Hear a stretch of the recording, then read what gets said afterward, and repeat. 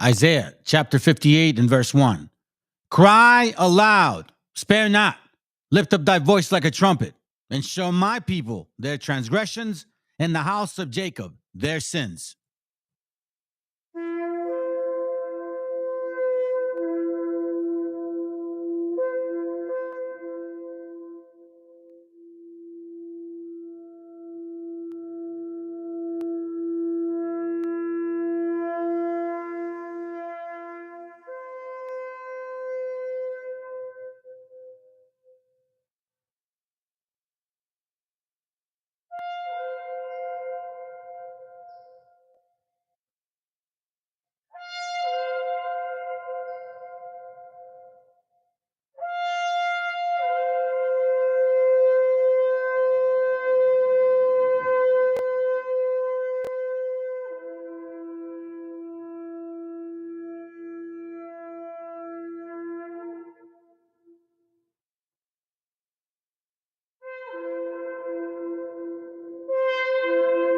Copyright disclaimer. This content does not belong to Bible Chronicles or claim this intellectual property. The content provided today has and always will belong to the content owner. Bible Chronicles does not have any affiliation with the owner of this property. As mentioned, Bible Chronicles did not intend to make use of any material for the purpose of harvesting gain. However, Title 17 of United States copyright law states material in use can only be done when it's for theological or general educational purposes, and thus Bible Chronicles believes that this principal material falls under fair use, which honors protection under Section 107 of the same U.S. copyright law.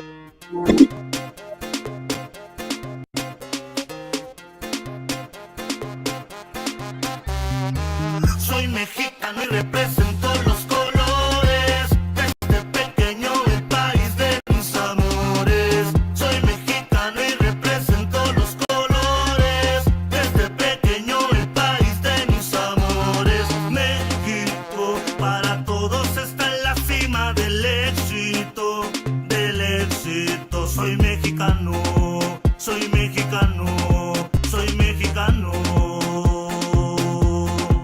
Soy mexicano, soy mexicano, soy mexicano. Ya, México lindo y querido, mi lugar donde he nacido. Le agradezco mucho a Dios que mexicano me ha elegido. Aquí la tierra del corrido, del hombre aguerrido, de mi gente chambeadora que jamás se me ha rendido. México es un país mucho bonito, pura comida buena, por eso estamos gorditos. Oh, sí, sí señor, venga a probar los tacos al pastor con un vaso de agua de melón o quizás de horchata, o si quiere también una coca de lata. Arriba México y su gente guapo, y más que nunca se busca nuestro nombre en el mapa.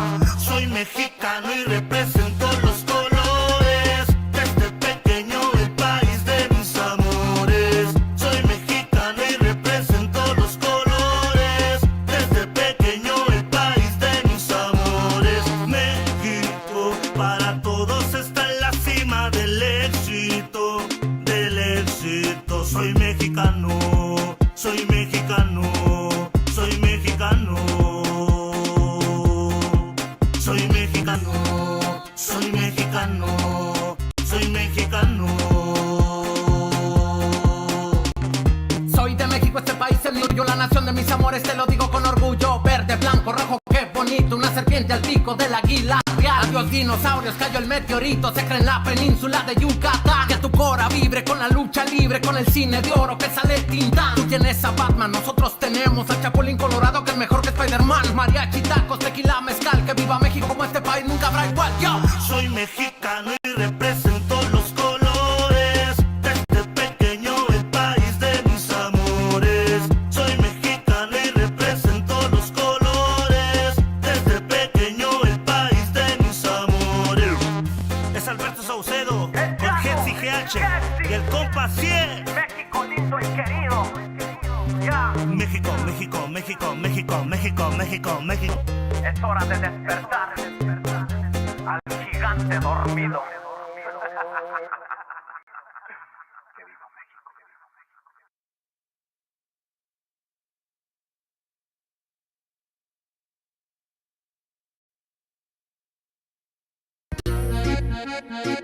Yo, yo, yo, yo. Las líneas que parten el mundo. Yo, el meridiano. Que sepa el mundo que soy de orgullo moreno. Ande donde ande, no olvido de dónde vengo. Traigo la sangre de un indio todoterreno. En fuego como un 10 son los pies de Cuauhtémoc. Que sepa el mundo que soy de orgullo moreno. Ande donde ande, no olvido de dónde vengo. Traigo la sangre de un indio todoterreno. En fuego como un 10 son los pies de Cuauhtémoc. En una simple frase te explicaré cómo es mi gente. Si maltratas a un carnal, te devora la serpiente. Emplumada, va en picada, desquiciada el águila real. Le arrancará la cabeza a quien dañó su nopal. Somos un ejército cautivo, esperando la señal pa' comerme al enemigo. Huitzilopochtli, dime si es rival o amigo. Que del ejército mexica tus guerreros siguen vivos. Soy un monstruo con la pluma, mis rimas envenenadas. Hoy me llaman Quetzalcóatl, soy la serpiente emplumada. Dueño de la tempestad y del tempo está muy claro. Un diluvio de verdad, en la instrumental soy Tlaloc. Certero en mi disparo, hilo y camino, el flechador del cielo. Pero con rimas, cultura de mi tierra que nunca se acaba, con águilas y estrellas que vuelan desde la nada. Que sepa el mundo que soy de orgullo moreno. Ande donde ande, no olvido de dónde vengo. Traigo la sangre de un indio todoterreno. En fuego como un 10 son los pies de Cuauhtémoc. Que sepa el mundo que soy de orgullo moreno. Ande donde ande, no olvido de dónde vengo. Traigo la sangre de un indio todoterreno. En fuego como un 10 son los pies de Cuauhtémoc. Como aquí, bro, te juro no existen dos. Si voy a creer en alguien, solo va a ser en mi Dios. Yo me encomiendo a mi madre, que me cuida y me protege entre sierras. Amor de tonas y playa, sí, amor de mi madre tierra. El que nunca falla, el de sangre maya. El que va dejando huellas al que buscan y no hallan. El que da la talla, el que triunfa y calla. Al que copian y se pasan, soy el calendario maya. Que sepa el mundo que soy de orgullo moreno. Ande donde ande, no olvido de dónde vengo. Traigo la sangre de un indio todoterreno. En fuego como un 10 son los pies de Cuauhtémoc. Que sepa el mundo que soy de orgullo moreno. Ande donde ande, no olvido de dónde vengo. Traigo la sangre de un indio todoterreno. En fuego como un 10 son los pies de Cuauhtémoc. Soy guerrero de orgullo moreno. Mis dioses son verdaderos. Tlacozontli es el que cuida mis caminos y senderos. Mi tierra pinta paisajes de autor, la naturaleza es una obra de amor donde el artista se expresa. Mira y aprecia el arte de Xochipilli, mi diosa de la belleza. La guerra, el arte tienen cercanos roces. Netzahualcóyotl, rey con tintes de dioses. Un guerrero, poeta y muy pocos lo conocen. Hoy te lo recuerdo yo, el Sensontle y 400 voces. Guerreros y leyendas que la historia a veces calla. Dioses de un ayer, de un hoy y de un mañana. Yo me encomiendo a Cuauhtémoc y Pachita es quien me sana. En mi sangre sigue viva la cultura mexicana. Que sepa el mundo que soy de orgullo moreno. Ande donde ande, no olvido de dónde vengo. Traigo la sangre de un indio todoterreno. En fuego como un 10 son los pies de Cuauhtémoc. Que sepa el mundo que soy de orgullo moreno. Ande donde ande, no olvido de dónde vengo. Traigo la sangre de un indio todoterreno. En fuego como un 10 son los pies de Cuauhtémoc. Viene a decirnos con mucha firmeza y gran convencimiento lo mismo que nos decía en el siglo XVIII el barón de Holbach, ¿no? un filósofo francés de origen alemán. Si nos remontamos al comienzo, entonces hallaremos que la ignorancia y el temor crearon a los dioses. La fantasía, el entusiasmo, el engaño los adornaron, desfiguraron. La debilidad de culto, la credulidad los conserva. La costumbre y la tiranía los apoya para que la ceguera de los hombres sirva a sus propios intereses.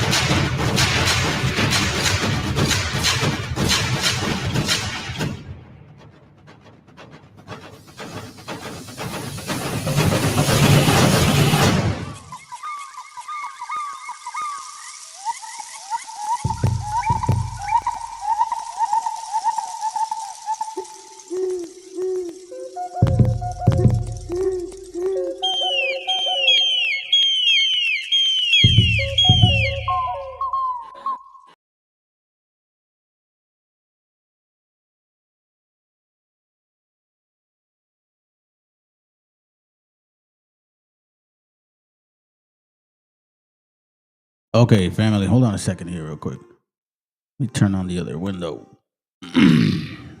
All right. Buenas noches, buenos días, buenas tardes. Maybe you're still here, brother. Good to have you here. What up, VTC? Angel. And my good old Jeremias, buenos días. To all of you, I say, ¡Viva México, cabrones! And to you enemies, Fuck that puto. Fuck that puto. and to you wobbles and BHIs, and that one too. Man, hey, I want to share something real quick. I don't want to get off topic because I'm going to do a lot of pages today. Going to see some history, different books, different pages. All right, we're going to go fast. So thank you for being here. I wanted to read this real quick to kind of get into the process. It says here, know thyself or examine thyself. Know thyself or examine thyself are often associated with self-reflection and spiritual growth. Know thyself, examine yourself. It involves a deeper self-assessment. Remember the other class I did, I showed you guys the inventory that I personally went through. Me, personally, I did that shit. Yo lo hice, güey, me senté y vi las cuestiones y empecé a responder lo mejor que pude. And that was because I was destroyed at that time completely. I had no other choice but to build up again. And I want to tell you something, family. The reason why we're getting a lot of this, it's if you believe in the Bible, it's prophetic. But also, let's say you don't. For example, our native northern brothers. The fact that they're attacking us is because we have a spirit that is endless. We are creators. We are generators. We're like, we can make something out of nothing. And we have the ethic, the work ethic behind that. You know what I'm saying? So this is, to me, and I share this with you guys because, like a couple of brothers that I know, we're trying to, do our own thing. You know what I mean? Self-employed. And it's not easy. A lot of us don't do that. Rather not do that because we think we need a boss to get us going. And quite frankly, family, we need to stop thinking that. We had this mentality that these other nations were in that position for a reason and that we needed to just submit ourselves to that bullshit. And that's not the case. We're seeing it now day in and day out. Who's getting attacked for what reason? Because we're great. Do you understand what that means? ¡Viva México, cabrones! And I don't just mean like Mexicanos, Mexicas. I'm talking about Taínos, Arawaks, the natives up north, natives down south, the indigenous gente here. You know what I'm saying? Anyhow, let's get going. I think that maybe we will touch on this again as the class goes on.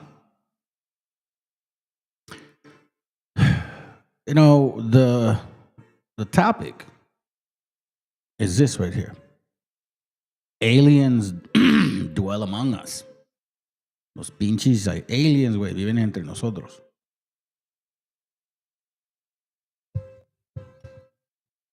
So, I'm here to inform you that we do have aliens among us. What up, Warakuya? What the hell is it, bro? We do have aliens here among us. Let's start off with the first one. I personally don't know how you justify this shit. Me no comprendo. Okay? This is some rapper chick, more likely Kanan, responding to the whole situation with Donald Trump's pedo history that allegedly has been found. This is what she answered. And again, we are dwelling among aliens. And I don't mean it in a good way. I'm talking about illegal. Okay. In Donald Trump's defense, fucking a 14-year-old girl, fucking 14-year-old girls was really only made a social taboo in the 90s. You guys understand what she's saying? Okay, in Donald Trump's defense, this is I don't know who this is. My daughter told me that I don't know, something about something. She's just like a wicked ass music pusher. Fucking 14-year-old girls was really only made a social taboo in the 1990s, okay? I mean, you could sit on that paragraph right there, you know, that statement just on its own and just wonder what the fuck went through your head. What have you experienced and what have you done and what have you seen and what have you allowed to be done? Does this mean you've been with 14-year-old kids? Is that what it fucking means? But that, you know, that's another angle, right? My grandmother was born in 1927 and had her first child when she was 12.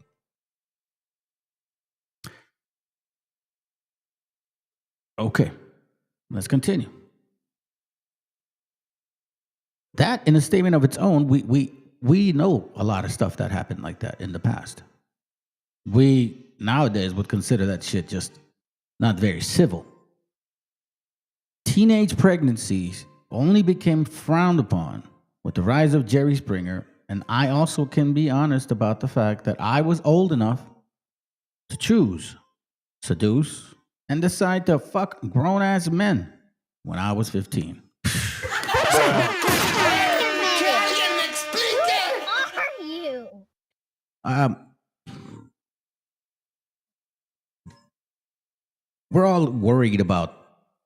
We're all so worried about the obvious, you know. I was talking to a brother about what poisons would I preferred for my children to deal with if I had to choose one. And I don't mean like poison, meaning like what spirits, what type of people or what type of person with an evil mind, right? Which type of evil mind would I rather deal with? And I meant it from a distance. So, you know, I said one particular thing, right?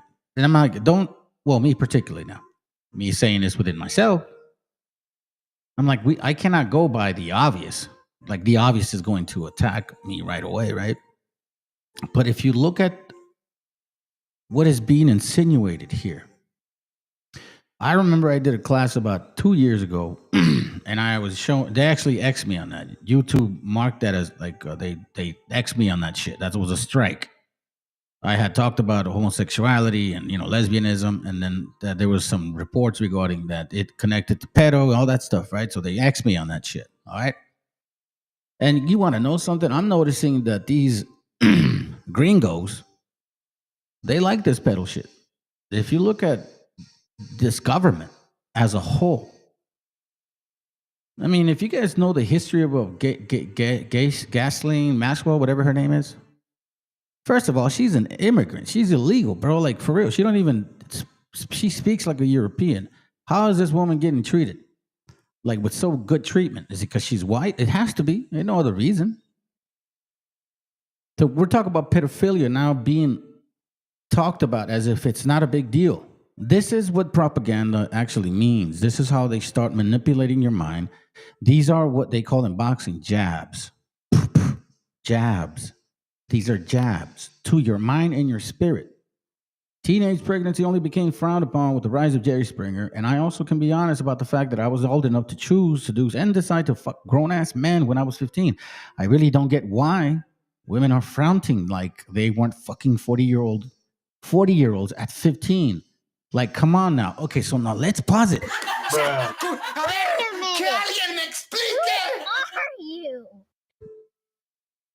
The so-called African-American community ain't saying shit about this. Where's Black Lives Matter at this point? Because quite frankly, if you're seeing this, if you're talking by experience, because I think this woman is explicitly means experience. That means that when she was 15, she knew, and her friends too, because she's like, I really don't get why women are frowning, as if a lot of people like her did this shit. So a specific community, okay, seems to understand that pedophilia is prominent. Is this what we're talking like now? It's okay. So this is basically saying it's okay. I'm honestly not surprised or mad at Trump for getting some 15-year-old pussy because those were the times. Wow.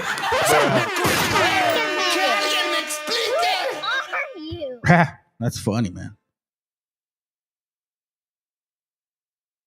They come and they go. This is horrible. You know what I'm saying? This is just like what Akuya says. She's a Harlem-born rapper who was raised by an abusive mother after her father's death. Well, maybe the daddy was doing some shit to her. You know, apparently this woman was, you know, tricking dudes at 15. Her mom was so abusive, she moved out at 14 to go live with her older sister. I just looked it up now. Oh, damn. Her name is Isaiah. It kind of like Elazar. The kind of, you know, you guys always want that A and the Z, huh? Azalea Banks. Apparently, she thinks pedophilia is completely normal. Completely normal. It says, yeah, I'm honestly not surprised or mad at Trump for getting some 15-year-old pussy because those were the times. That's, man. Let me remind you, but the point of this class is called Aliens Dwell Among Us. Why do you think I put this, you know, this design? And then I got Taco here and shit. Trump always chickens out. Hey, by the way, I want to say something. I really appreciate the size of this channel because there are two reasons why it's happening this way. One, the Most High, our Creator, wants it this way. Or two, somebody doesn't want this channel's information to get out further. I catch myself hearing a lot of points out there now with channels that have a lot more subscribers.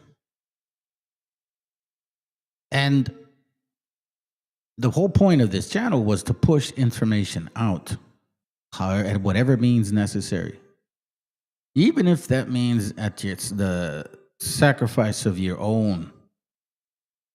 Because when you're trying to do this, once you start getting, I guess, aware of how the subscriber stuff works, you do get interested in how many people subscribe.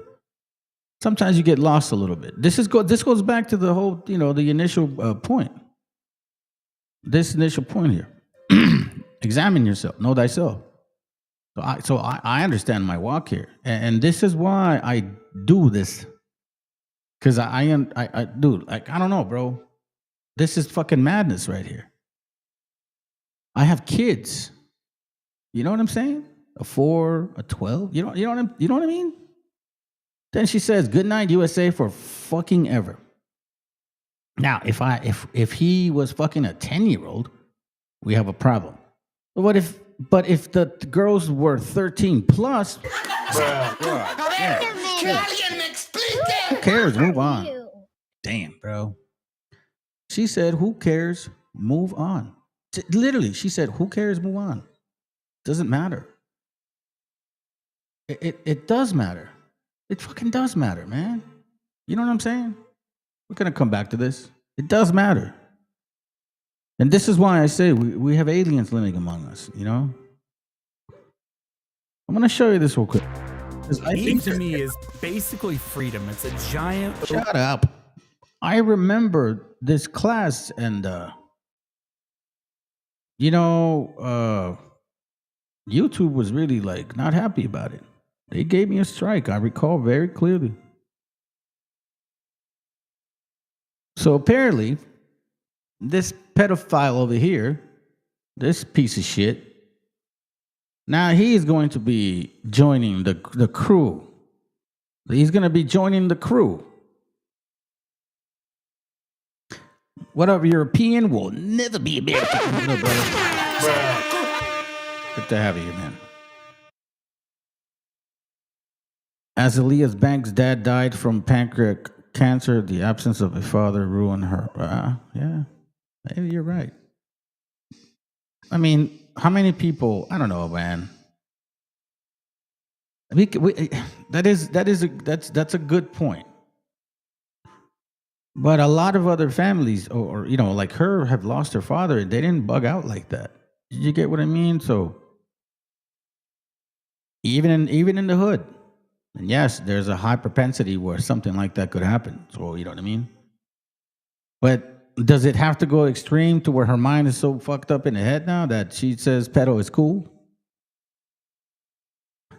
Pedo is a todo pedo. You know what I'm saying? Like a todo pedo.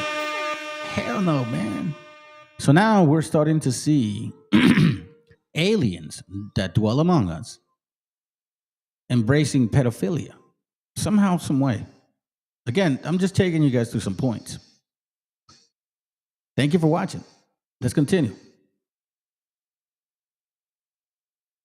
An honored guest in the White House.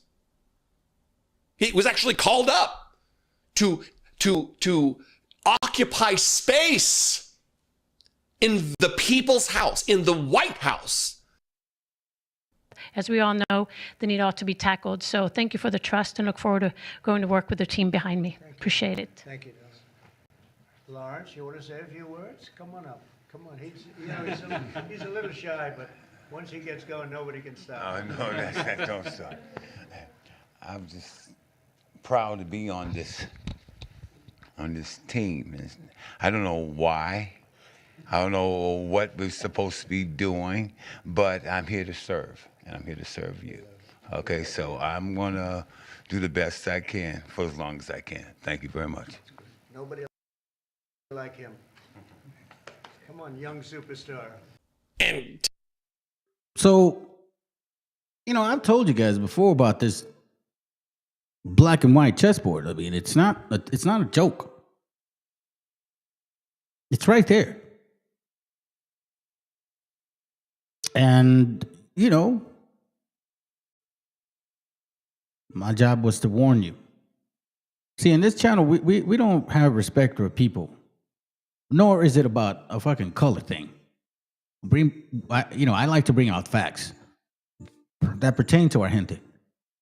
Top Maga 8 says he can't be a pedophile because of sex tapes with adult women. This guy here on the left, apparently, we got caught with some pedophile shit. Byron Donalds, endorsed by Trump for Florida governor, is facing questions over longtime aide, accused sex offender. He's facing questions about him. Let's see what it says. Longtime aide and accused sex offender. Man, I feel like I'm writing one of these stories a day. And I haven't read this, honestly. I'm not interested in reading it. But he says that he's writing these like once a day. It's true. Lately, let's see if I can find it. Give me a second. What is it?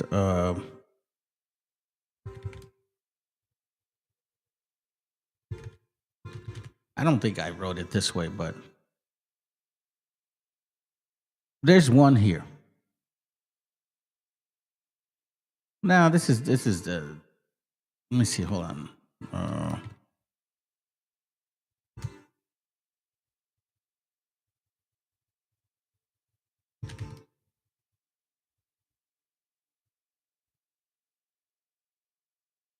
Let me see. Is this one? I think it's. I don't know. Let me hold on a second. I don't want to feed you like wrong shit, but and again, it's just a thought. I was looking for a report about how many sex offenders have been Republicans or Trumpians, basically, because liberals are so Trumpians too. You don't think a lot of liberals voted for him? Fuck yeah, they did. You just don't know this. A lot of so-called Jews who are liberals voted for Trump. See, nobody talks about that. The majority of the Jewish community voted for Trump. You can look up this. You know what? It doesn't matter because nobody believes it anyways. Nobody wants to talk about it. So we see here, I guess, groomers, Trumpians, influencers. So that's why, I was like, yeah, you're right. You're right. You do write some shit like that every day. Yeah. Yeah, it was Lawrence Taylor. he played for the Giants. It was, what, me growing up in that time.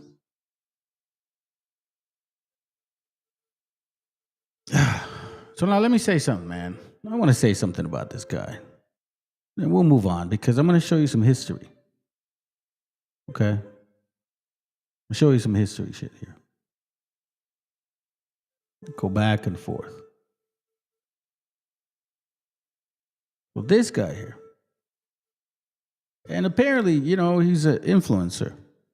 On YouTube, right? Got a lot of followers. Well, 100,000 or some shit. I don't know how much. You vote Trump, you vote red. This guy, American Chihuahua. Right? Apparently this dude throws information out for people, la gente, regarding Cholo shit. But this fucking guy voted for Trump. Did you okay? I don't know what happened a while ago. But I just find it funny how now he's saying some shit. Look, I in 2016, before this whole understanding, right, was very, I guess you could say, close to my brother-in-law. My sister married a gringo and shit. His name is George. And when I was growing up with them, with my family, or let's say when I would go visit, my sister and my nephew and nieces, I remember a couple summers that I stayed with them, and he happened to be a manager. And in those summers, he was managing apartments that are usually in the hood, but they were predominantly black. And man, he always had problems. You know what I'm saying? He always had problems. I remember the second time was in Sacramento, and they got real bad over there. Fuck, man. I remember he even told me, it got so bad that myself and my niece and nephew were in the apartment because it got hectic. They were going to attack him or some shit, and he had to leave, but he gave me a shotgun, and he said, anybody walks in that house, man, you fucking shoot him. And I kid you not, man, at my 12-year-old age, I would have shot somebody. I was not hesitant. You know what I mean? It's just you're a kid. You don't know any better. But anyways, it was really bad. So I didn't know, I didn't think it was, racism didn't cross my mind. I just thought, hey, it's the ghetto and, black folks just have problems. And obviously in 2016, when, Trump starts running for attention, he sided with him. I'm like, bro, you siding with this fucking guy? Do you not know? Or, you understand that all of us were illegal at one point? My mom, my dad, my brother, all this before we became legal and all that good stuff. You know what I'm saying? Whatever. Does that not ring a bell? And the guy was just like, let's put it this way. It got to the point where he said a comment that I knew at that moment, I have nothing to do with this guy. And I've never spoken with them since 2016. And then all of a sudden, y'all vote for this shit. And then, a few months later, you fucking regret it? That just comes to show that you lack judgment. Listen to this shit. People get the wrong idea. What this was, at least to myself, was a message to the Democratic Party that we will no longer just vote down party lines. That what we want clean streets. We want you to stay away from our kids. We want certain policies implemented. The Democratic Party is pretty much, or has been, just concerned on woke, super progressive policies that we're just not into. So hopefully the Democratic Party will wake up and say, hey, man, these guys are no longer voting down party lines. We need to have a sit down with them and see what they want. This is the American way. This is the democratic process. So, I find it so funny when I find fucking people like this guy, okay? Let me just tell you something real quick, gente. I wasn't born here. Do you understand what I'm saying? I was born in Guadalajara, Jalisco, way, in 1976. In Colonia Miravalle, cabrones. I was not born here. I didn't speak English. I didn't start learning English until I was 9, 10, 11, maybe. And do you listen to this guy's fucking accent? You see what I'm talking about, family? Yeah, the worship of the flesh is one hell of a drug. It's damn fucking right, bro.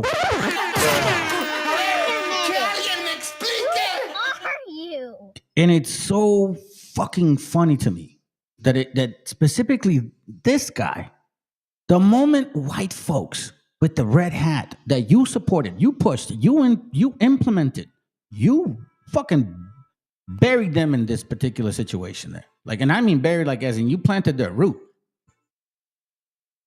When they listen to your dumbass, you know what they're gonna say? Holding down party lines. We need to have a sit down with them and see what they Party lines. We need to have a sit down with them. want. This is the American way. This is the democratic process. This is the democratic way. This is a democratic process. This is people telling us gente, us mexicas, you need to assimilate.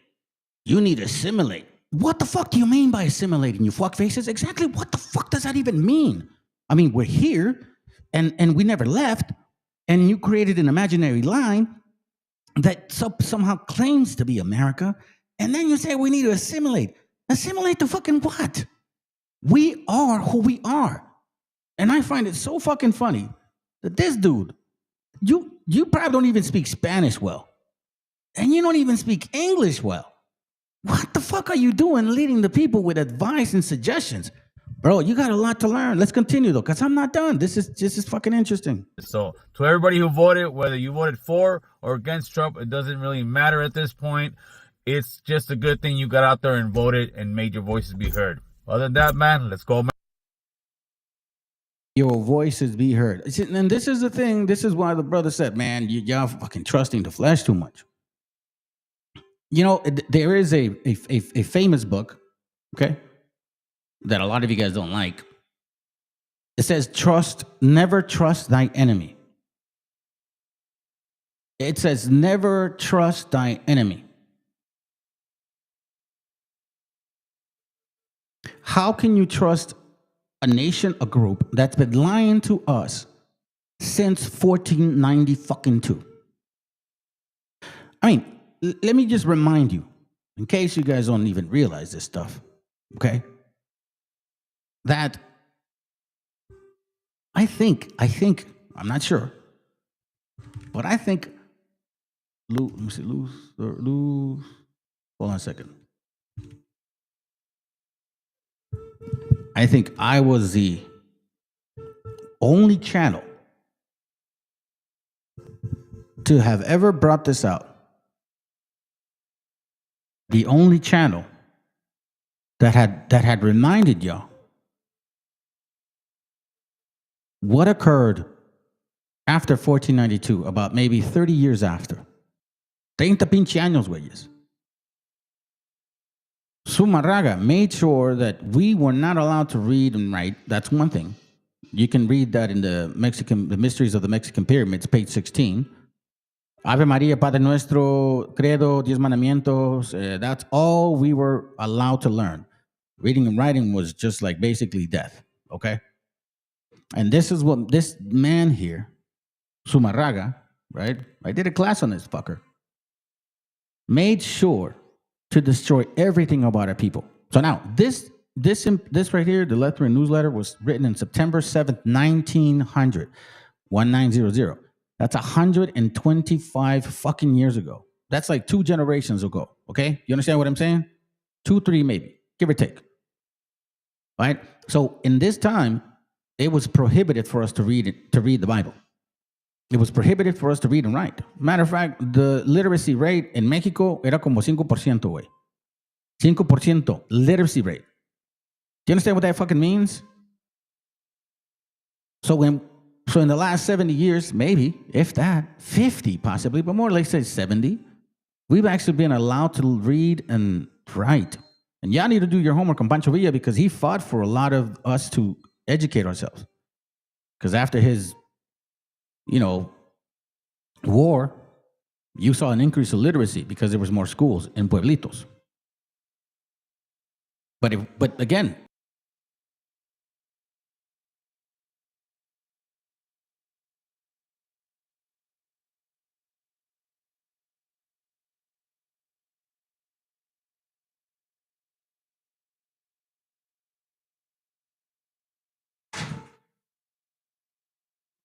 so again, when we don't know our history and we have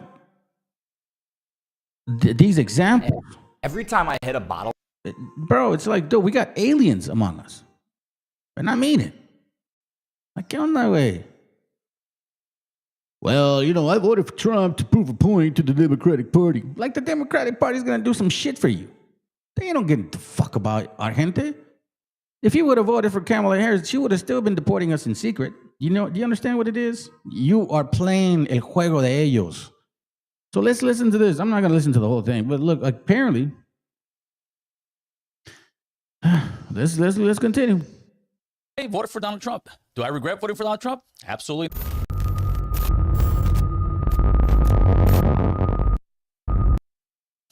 Not so much to motivate and educate. And today we motivate and educate. He says that, all right? So now he's wearing glasses. He thinks it's going to make him smarter and shit. Let's go. We are going to tackle not so much the immigration policy and problems of the United States, but what's been going on as far as the Trump administration going after, you know, workers, hardworking. See, this is why it's so stupid. And I don't follow politics like to go debate. But in the same breath, he goes, this isn't about the immigration problems. I'm going to talk about the Trump, you know, blah, blah, blah. Hello, Trump, before he became president, told the Republican Party not to accept the bipartisan agreement to reform immigration. He caused this fucking chaos. There is no such thing as separation, dumbass.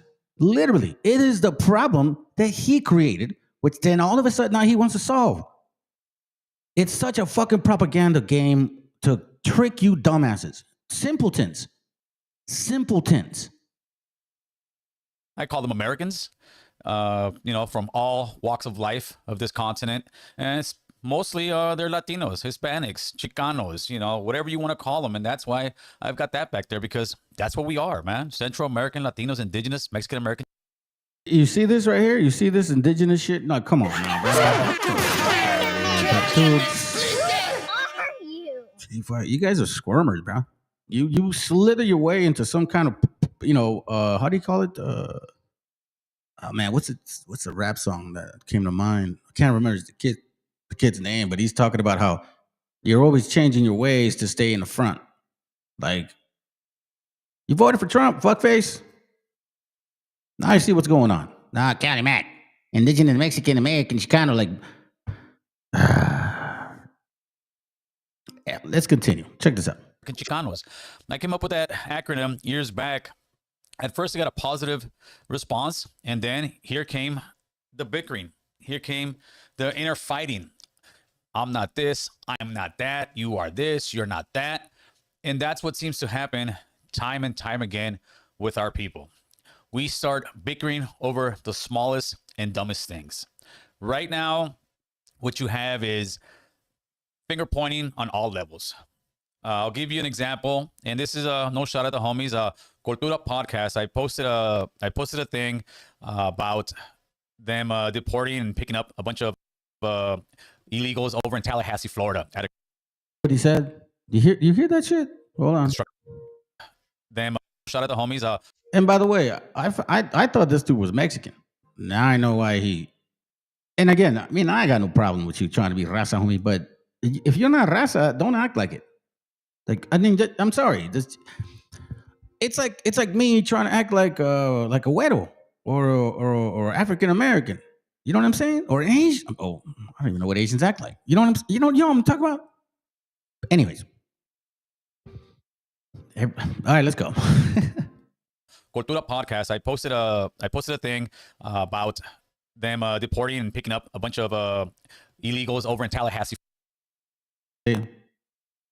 A bunch of illegals over in Tallahassee.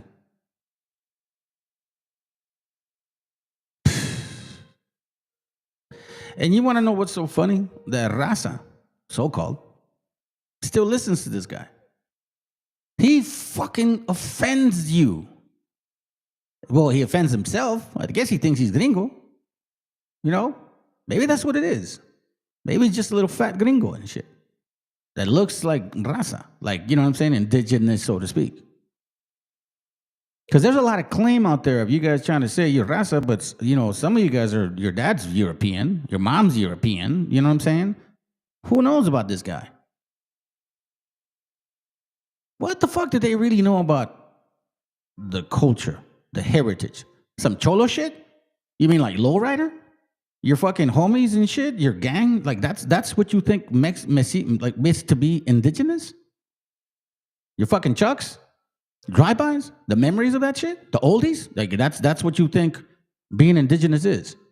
You got a long way to go to understand what indigenous is, if that's what you're really relying on.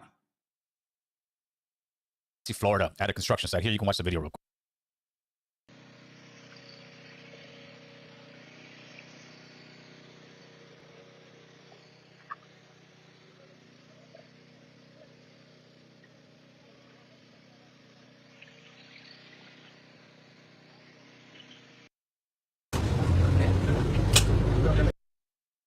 And I'm ad-libbing here. Imagine being able to build. So you know, they record it. They fucking, you know, they arrest our gente. Remember, this is a guy. What would I call him? Not Uncle Tom. He don't even fucking. Well, not. ¿Cómo se dice? A stepper. I don't know, bro. I don't know what you call people like this guy. Because he literally said a bunch of illegals. Then he scratches his nose. That's insecurity right there, by the way, family. In case y'all don't know, he's even insecure about the shit he's saying. But he's you know, he's got to stick with the plan.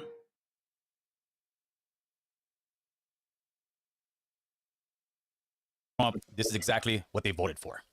And although I respect their opinion, and many people like that who have that opinion of people who voted for Donald Trump, I believe it's incorrect. And I responded with a note that said pretty much, well, if that's the case, then I guess you voted for open borders, for criminals to run amok in America, for boys to be in girls' sports, for men to be in women's restrooms, you know what, and so on and so on. Well, we as Latinos have a very we as Latinos, bro, you starting to sound fruity. This is why, before you call yourself indigenous, stop submitting to the system that doesn't belong to you. That's the first fucking thing.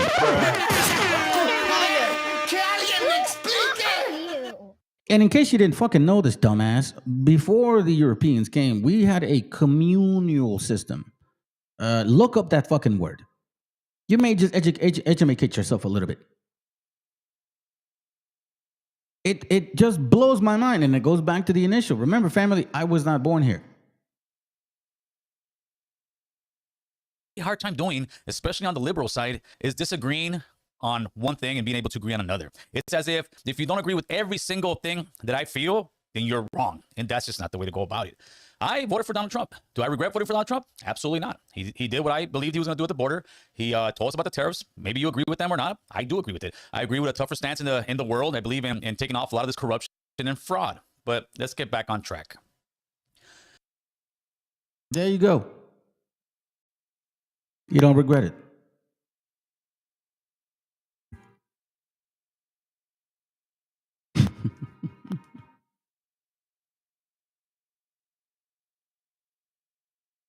You fucking people disgust me, man.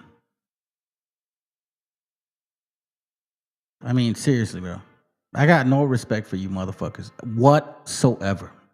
If you were to fall in a hole with your entire family, I would not help none of them. Because the root is not that far from the fucking fruit. You know what I'm saying? It's not that far from the fruit.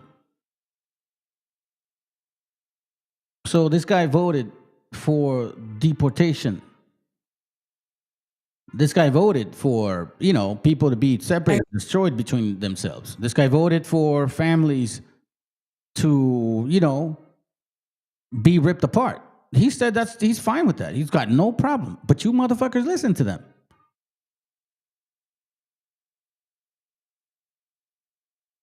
Listen to this, man. I know when people don't like me because how I look, right? And I've stayed quiet for many, many, many years. People would tell me like, "Oh, Angel, you're one of the good ones. Why can't the rest be like you?" And I look at them and I just laugh or I smile, and I'm just thinking like, bro, do you not hear yourself like how fucked up that is to say that to me? When some dude in the military is like, hey man, for a Mexican, you're not that bad, right? Or when I get out and I fought for this country, and because my brother didn't have his ID card in front of my new neighbors, I'm forced to take off my shirts. And my brother takes off his shirt, and we have to face front, left, and right so they can get pictures of our tattoos because we don't know who you are. Even though I presented my ID and I told him I'm an Army Ranger, and you see that house with the big American flag in the front, that's my house. But I still have to take off my shirt, and now all my neighbors are watching and looking. Or when I train sheriffs from Orange County, and I go home to grab pizza, and I get fucking beaner yelled at me from some random people, and I'm like, bro, I just got done training law enforcement. I fought for this country. All this shit has happened, and I've been on so many podcasts, and I never really bring it up. So when I saw that was the straw that broke the camel's back. And thank you, Santos y Duan. I think I said Santos Lel Duan. My bad if I mispronounce your name. Never trust thine enemy. That says Ecclesiasticus 12:10, or Sirach. Never trust thine enemy, for like as iron rusted, so is his wickedness.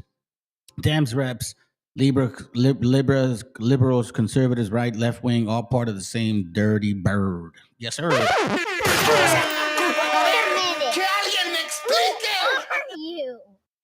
It's the same system. One just slowly kills you. The other one just wants to blow you away and shit with their shotguns. Yo, give me my shotgun. That's kind of how it is. Now, let me bring this to his point, to the idiot point, to American chorro. Okay, he calls himself American cholo. I'm gonna call him American chorro, because you're chorros, bro. You're chorro, bro. You're just spitting shit out of your mouth, not even your fucking fundillo. He told us about the tariffs. Maybe you agree with them or not. I do agree with it. I agree with a tougher stance, especially on the liberal side, is disagreeing on one thing and being able to agree on another. It's as if you don't agree with every single thing that I feel, then you're wrong. And that's just not the way to go about it. I voted for Donald Trump. Do I regret voting for Donald Trump? Absolutely not. American chorro. That's what I'm going to call you. From now on.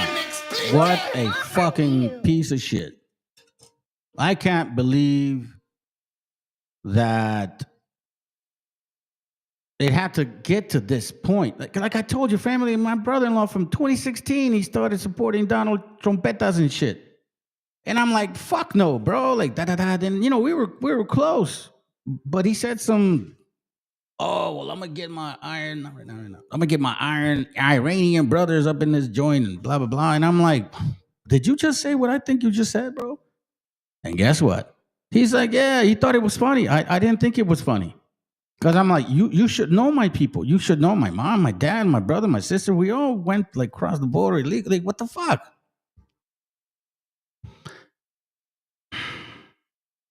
The saddest, what hurts me the most, family, you know, this is why I show you this shit. Because this is what hurts me the most, man.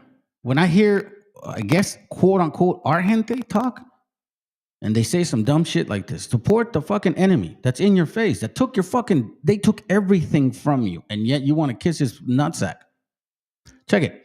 I don't know what book this is from. I told you I was going to show you a bunch of different books, okay? And I'm not going to try to remember them. I'm just going to read them. It says here, a Mexican expert from Vanderbilt University, Dr. Roy Garris, testified before a U.S. congressional committee. He reiterated the views of a Euro-American Westerner, a man who claimed that Mexican women were instinctively prone to adultery. Relying this questionable third-party testimony, Garris recapitulated the tired, trite, and grotesque 19th century gendered, racialized stereotype for a modern audience. A portion follows. Their minds run to nothing higher than animal function, eat, sleep, and sexual debauchery or perverseness. What did the American chorro say? Oh, I voted for Trump to get rid of criminals.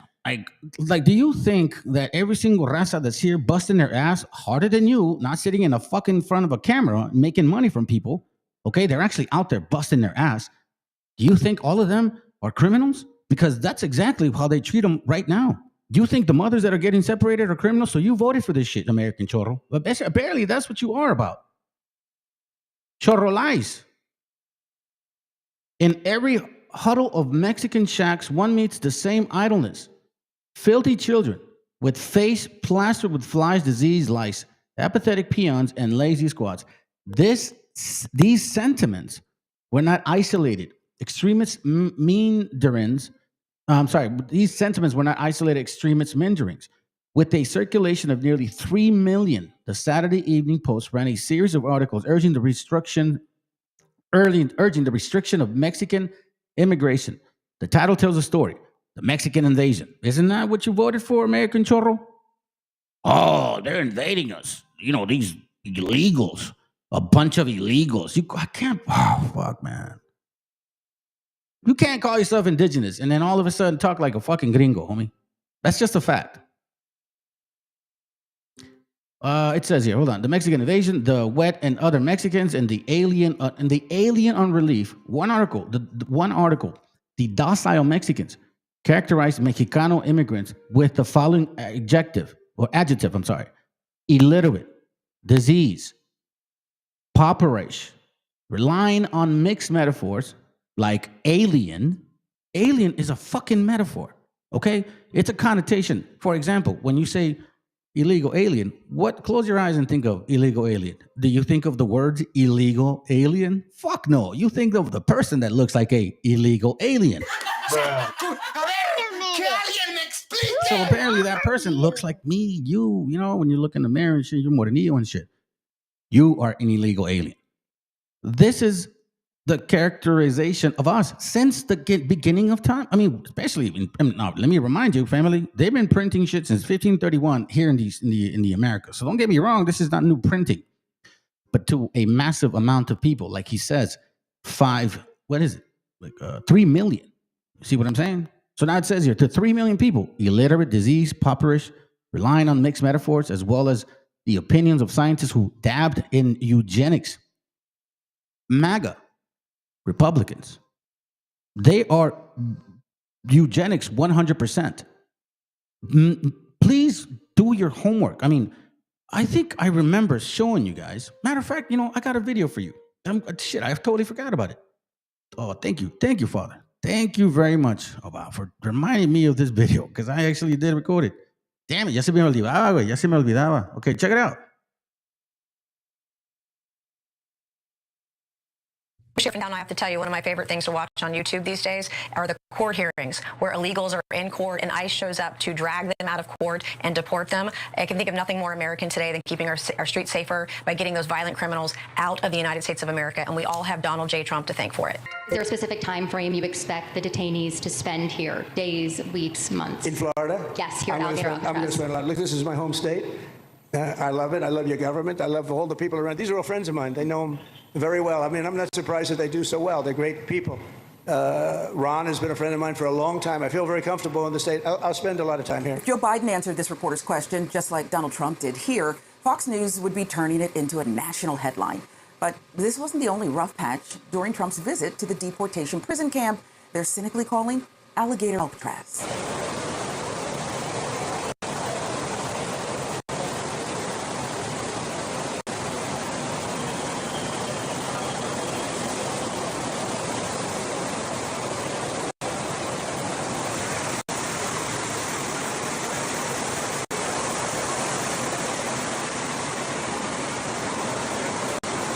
Videos captured by local news journalist Jason Delgado, you can see the classic shoddy construction on full display. Water started leaking into the facility, pooling on the floors, not to mention the mind-numbing roar of the wind. It's from the facility's tent-like roof. Delgado later reported that the state directed the contractors. Entrance here is a 30-foot tall wall. None of this was here 5 days ago. It's got razor wire on the top, just unbelievably impressive what the state of Florida has done here. As far as the eye can see, you go in, you don't come out. And if you do, the alligators get you. And mosquitoes. Jeez. All right, there it is. Provided to us by the state of Florida. Incredible. And yeah, would you rock this drip? Look at that. As you watch Benny Johnson's tour of the literal cages suspected undocumented immigrants will be thrown into, just think about how many other ways the estimated $450 million it took to build this camp could have been used to improve the material conditions of Florida residents. Now, Johnson's giddiness over this facility, the merch, the alligator branding, the barbed wire glamour shots, is being interpreted by many as a reflection of how dehumanization is becoming entertainment. The alligator Alpha says it's the idea that it's some immigrants that they just get eaten by an alligator or a snake or something. I guess that's the concept. This is not a nice business. I guess that's the concept. If the snakes are fast, but alligators, we're going to teach them how to run away from an alligator, okay? If they escape prison, how to run away. Don't run in a straight line. Run like this. And you know what? Your chances go up about 1%. Okay, not a good thing. There is only one road leading in, and the only way out is a one-way flight. It is isolated and surrounded by dangerous wildlife and unforgiving terrain. The facility will have up to 5,000 beds to house, process, and deport criminal illegal aliens. This is an efficient and low-cost way to help carry out the largest mass deportation campaign in American history. This facility is key for is criminal aliens. Those are a threat to public safety, and we need these beds. I've been saying since January 20th, if we want to run this deportation operation, we need funding. We need more detention beds. According to a review of ICE data by NBC News, only about half of those in ICE custody have either been charged with or convicted of a crime previously. The acting ICE director, though, says the priority is still to arrest the worst of the worst. We are still going after the worst of the worst, but like any law enforcement agency, if we do encounter someone on the outside or through the course of another law enforcement investigation, we do come across people that are just here illegally, we will no longer turn a blind eye to that. I'd like to say it, a little controversial, but I couldn't care less. We have a lot of bad criminals that came into this country, and they came in stupidly. It was an unforced error. It was an incompetent president that allowed it to happen. It was an auto pen maybe that allowed it to happen, and it did happen. But we also have a lot of bad people that have been here for a long time, people that whack people over the head with a baseball bat from behind when they're not looking and kill them, people that knife you when you're walking down the street. They're not new to our country. They're old to our country. Many of them were born in our country. I think we ought to get them the hell out of here, too. You want to know the truth. So maybe that'll be the next job. Them down the street. They're not people that whack people over the head with a baseball bat from behind when they're not looking and kill them. People that knife you when you're walking down the street. They're not new to our country. They're old to our country. Many of them were born in our country. I think we ought to get them the hell out of here, too. You want to know the truth. So maybe that'll be the next job that we'll work on together. But I think getting them out, we forget about them. We had some bad accidents in New York. And they're not accidents. They were done very much in purpose. So, El Chorro voted for that. Apparently, that's what he did. El Chorro. Yeah, that shit's funny, man. Maybe we may not see eye to eye in a lot of things, probably, but at least you don't turn on our gente, bro. Wow, that's like at least hold on to that thread. You know what I mean? Like, hold on to that. The sister just pointed out something important. She said, hunger strike going on 10 days already in Alligator Alcatraz. So American Chorro, you voted for this shit? Let me continue educating your chorrillo, okay? Everything you need to know about Latino history. That's the actual name of the book. And I believe this is on page, we don't get to the point. We don't get to the bottom. But you know what I'm saying? Read it and you'll find it. It says in 2004, President Bush returned to the issue of designing a guest worker program to stem the flow of illegal, there we go, aliens across the U.S.-Mexico border and offer a legal migration alternative. In response, Congress began proposing reforms to existing immigration laws, including those contained in H.R. 4437, otherwise known as the Sensenbrenner Bill, which was passed in the House at the end of 2005. The bill, which called for increased penalties for illegal immigration and the categorization of an illegal alien and those aiding and abetting them as felons, unleashed widespread protests between February and May 2006, as millions of Latinos, quote unquote, so-called, and fair-minded non-Latinos took to the streets, demanding both an overhaul of the bill and a path to legalization for America's illegal aliens. The largest protest took place in April 10, 2006, when in each of the 102 cities, between 100,000 and 500,000 protesters marched on behalf of rights for people without documentation. At every stop, at every gate, and at every fucking year, century, for that matter, they've called us these things. So, American Chorro, you voted for Operation Wetback Part 2.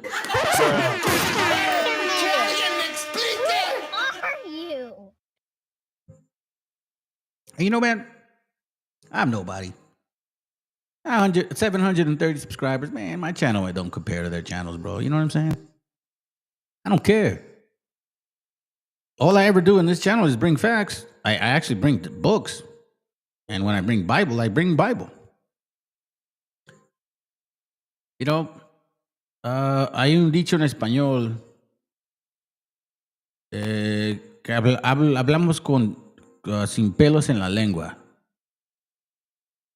Because you know what? I really don't have nothing to hide, family. Like, I don't have no fucking crazy ass in the closet shit.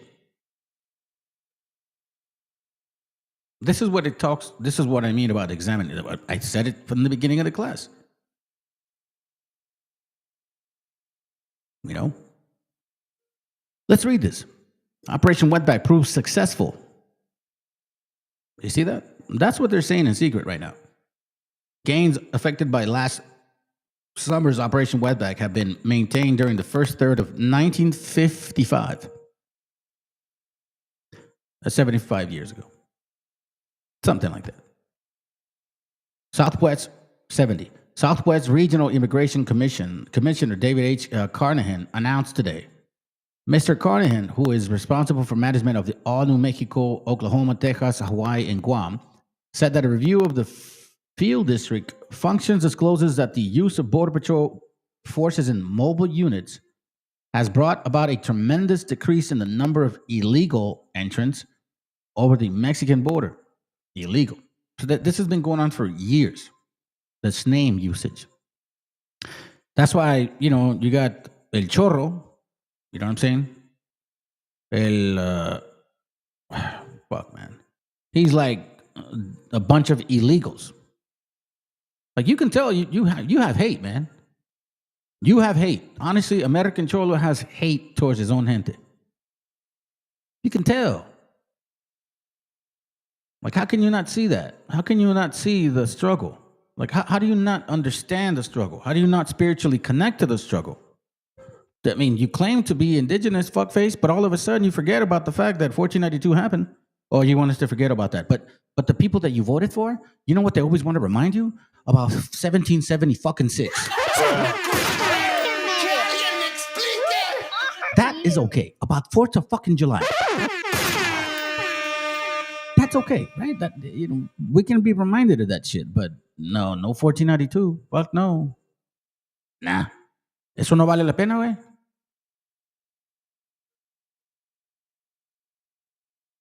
Supplied control as a As a consequence, the legal supply to needed areas for temporary Mexican agricultural workers known as braceros is better controlled. A total of 13,864 such braceros was admitted from January 1st, 1955 to April 3rd, 1955. So you see, when you're needed. Yeah, you know what says it's true. They're showing the true, genuine spirit, because those are facts, man. How do you not understand the struggle? ¿Cómo no sabes, güey? ¿Cómo no te puedes poner a pensar lo que ha pasado con la familia, la dificultad, los pinches frijoles cada día, güey? Toda esa madre no te importó para nada, huh? All of a sudden now it's no. I'm an American with a lot of chorrillo. It says the substitution of the bracero for wetbacks. You see this? The substitution of braceros for wetbacks. You voted for the white man to feel very confident, very, very confident in saying wetbacks. to you, too. Accompanied the seasonal invasion of wetbacks hordes in past year.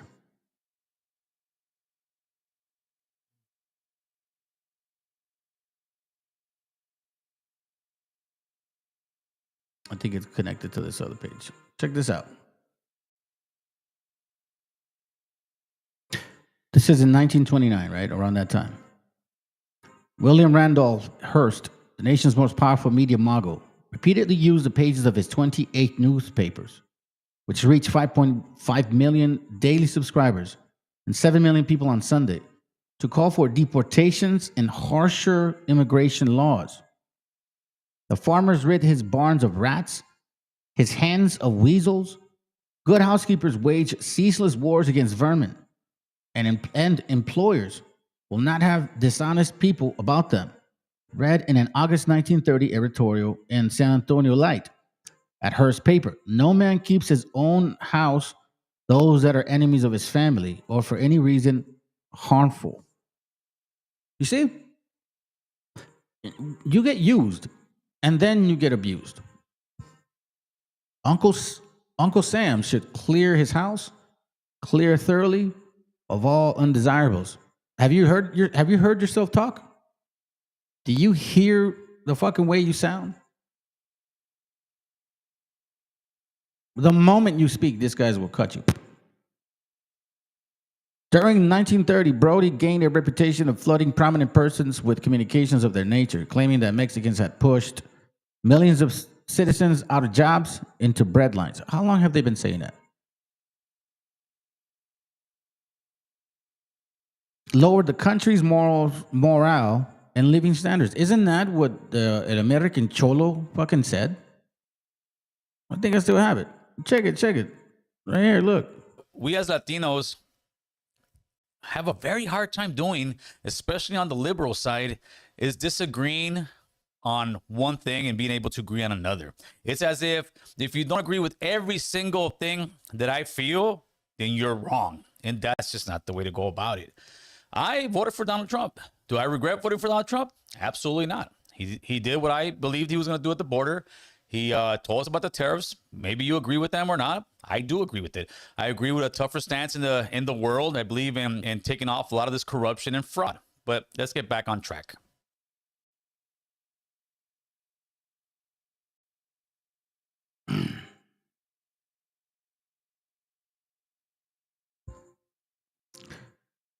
Let me go back.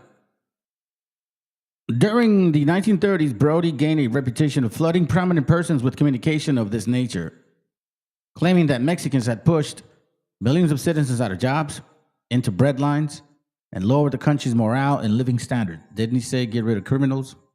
I mean, he said it earlier. I guess I didn't get to that point. I didn't go back that far. Jobs. He likes what Trump is doing. Americans for Americans. That's what Stephen Miller said. America for Americans. Here, people in Arizona and other states formed America for Americans. That's what Stephen Miller said.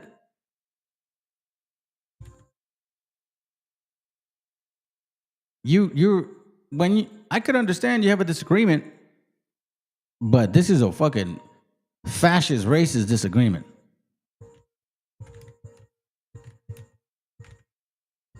Check this out. He said it.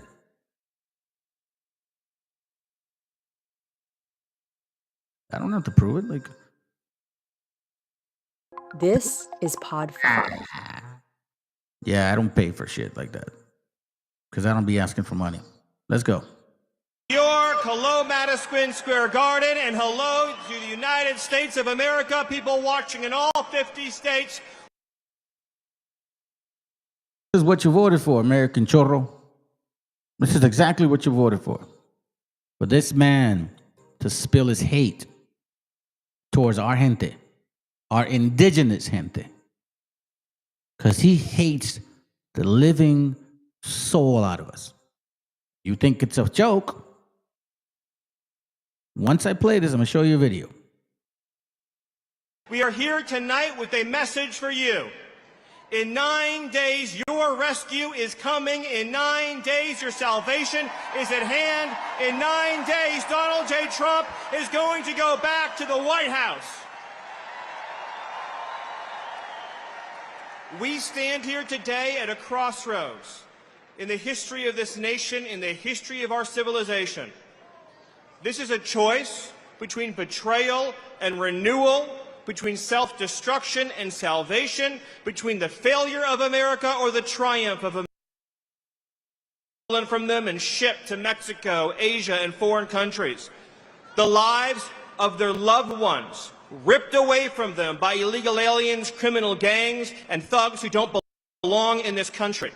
A political system that punishes hard-working citizens, oppresses them at every turn, takes away the right to free speech, the right to political expression, the right to fundamental safety in their own country. One man dared to step forward 9 years ago and say, enough, no more, America gets its future back. And what happened next? What happened after he stepped down that escalator 9 years ago? The system that he is, and raise his fist into the air and shout on behalf of all of you, fight, fight, fight.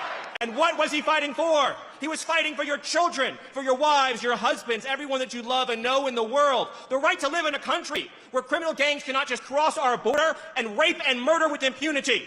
Think about how corrupt and hateful and evil a system is that allows gangs to come into this country and rape and murder little girls. I'm not just saying that. You've read the stories. It happens every day.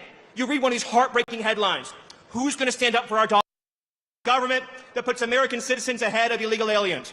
With your votes, you can smash this broken establishment. With your votes, you can end the corruption and graft. And with your votes, you can deliver the future to your children that they so dearly deserve. So I'll end with this thought. Each and every one of you has been loyal to your country. You have loved your country. You followed the rules. You paid your taxes. You did everything right. And the system just keeps beating you down, beating you down, and beating you down. And I say to you, are you going to let that system win? Are you going to surrender? Or are you going to follow the example of President Donald J. Trump and fight, fight, fight to the finish and save this nation? I didn't get to that point. I guess I skipped it. America is for Americans and Americans only. People in Arizona and other states formed America for Americans, Native Associates, based in part on the Ku Klux Klan, which itself had experienced a resurgence during the previous decade. That advocated policies and actions similar to those that Brody preached. What he preached was mass deportation, which is what you voted for. The way to cure disease is to remove its cause, not to treat the system, and we are treating the symptom. He wrote to an immigration official, the cause is mass alien employment and mass alien indigence. The cure is the deportation of alien indigents. Do you understand that? These things have consequences. These things have consequences. They have consequences. Check this out.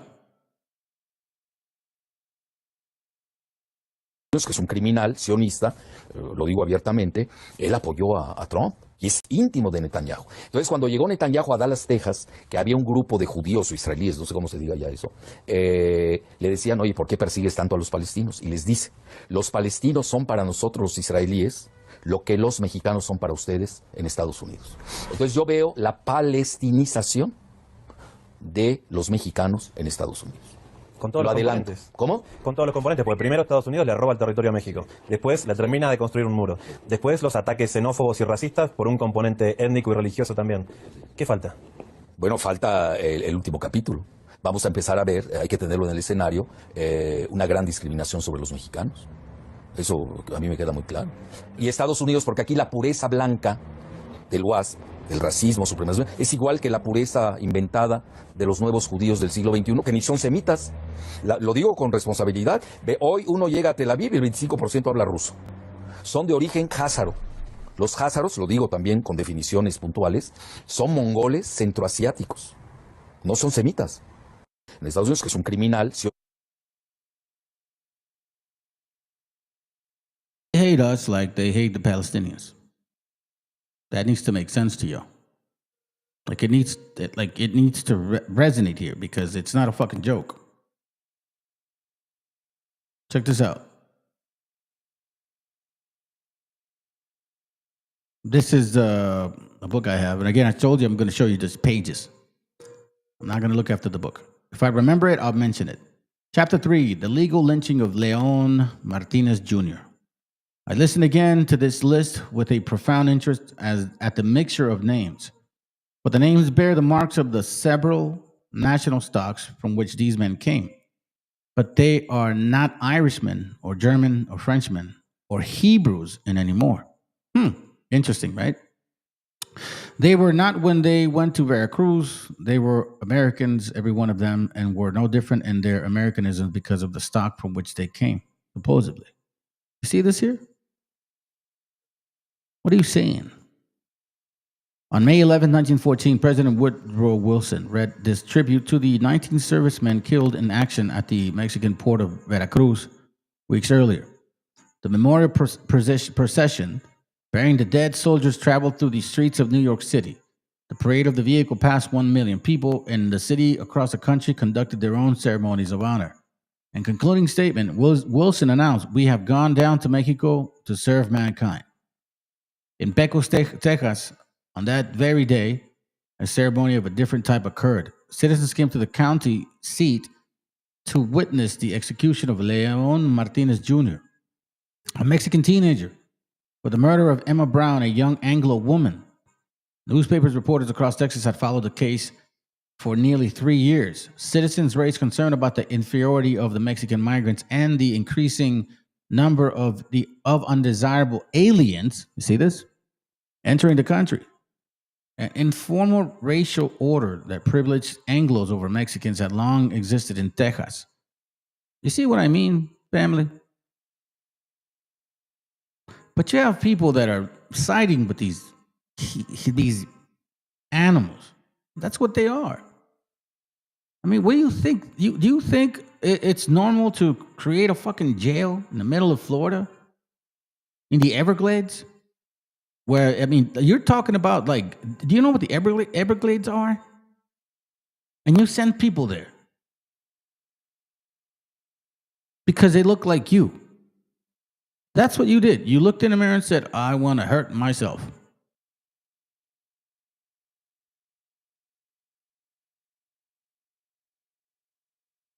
An informal racial order that privileged Anglos over Mexicans had long existed in Texas, but new developments were threatening to marginalize Mexicans even further. The presence of anarchism and un-American activity, you see this, among some ethnic Mexicans increased Anglo hatred during the decades of the Mexican Revolution. Anglos viewed these men and women as uncivilized and intellectually inferior. You voted for that.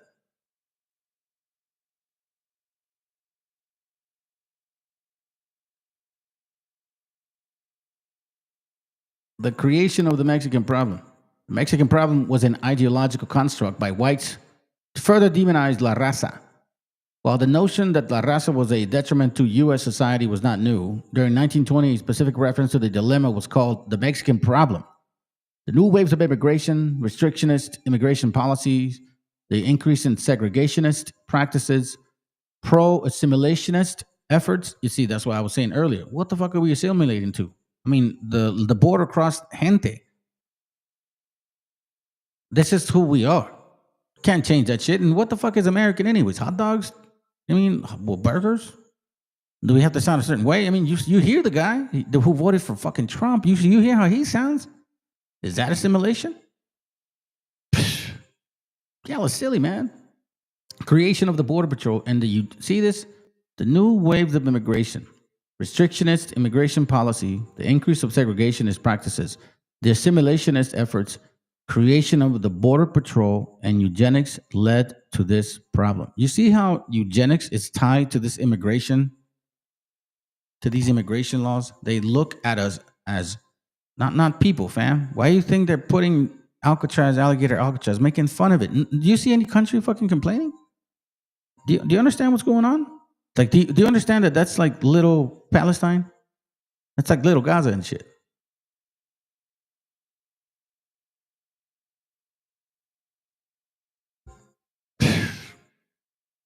You guys don't get it, man.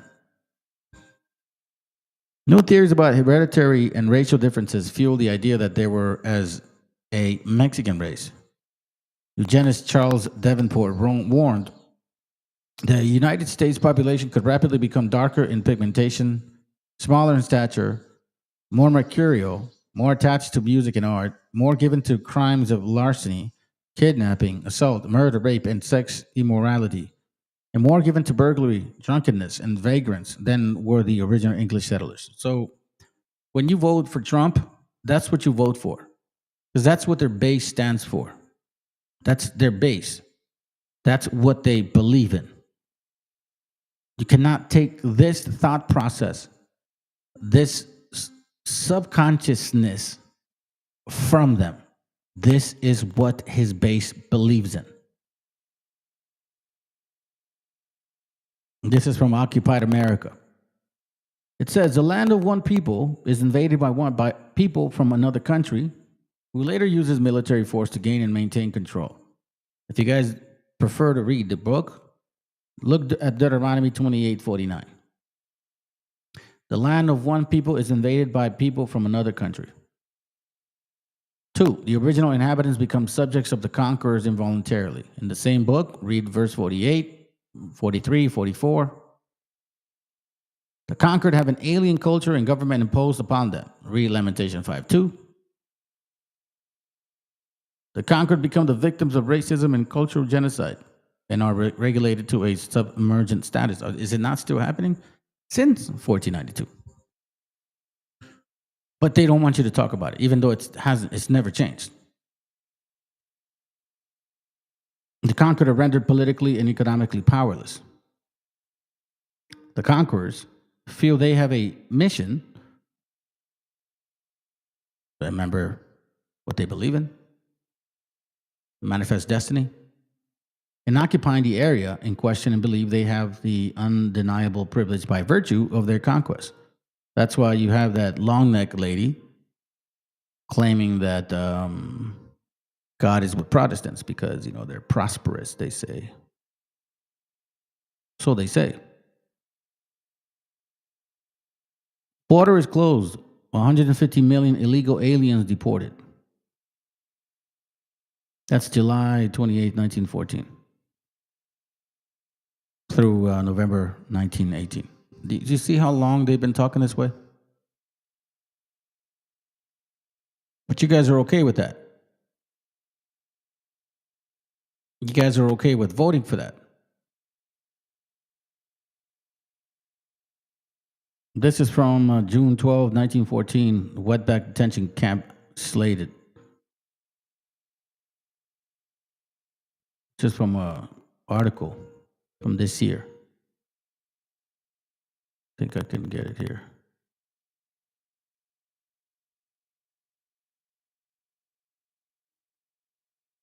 Let's see if I can make it bigger. Okay, it says here. Hold on, family. Let me see if I can fix this.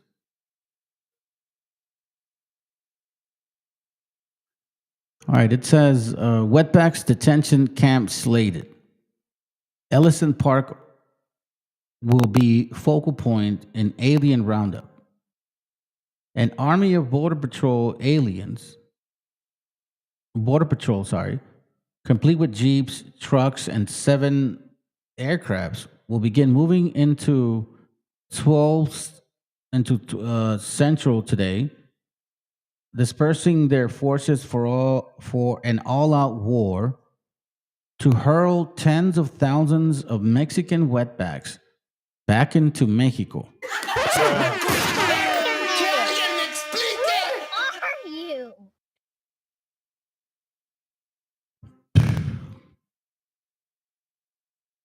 For real?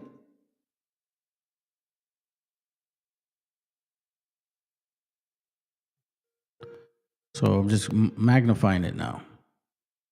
An army of Border Patrol men, complete with jeeps, trucks, and 7 aircrafts, will begin moving into El Centro today, El Centro, in LA, dispersing their forces for an all-out war to hurl tens of thousands of Mexican wetbacks back into Mexico. This is what American Chorro voted for. You're a fucking joke. People like you disgust me, man. And you want to know why? Because you make it seem like you're like this intelligent. Well, you think you're smart, but you're fucking not. And that's the worst part. When you're stupid and you don't know you're stupid. You know what I'm saying?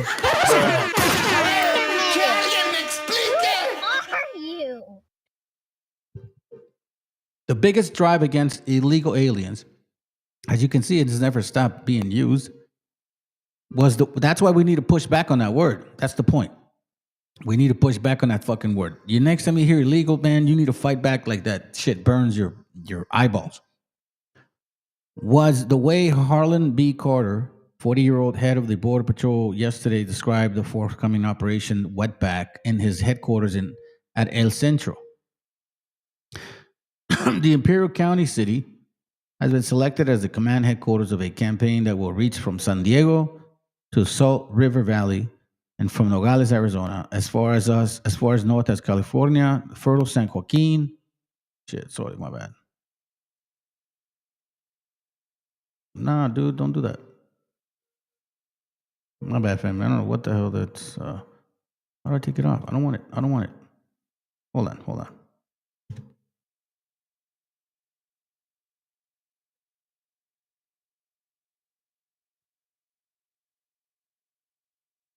Okay, hold on. Let me go back. The biggest drive against the illegal aliens in history was the way Harlan B. Carter, 40-year-old head of. Okay, we read that.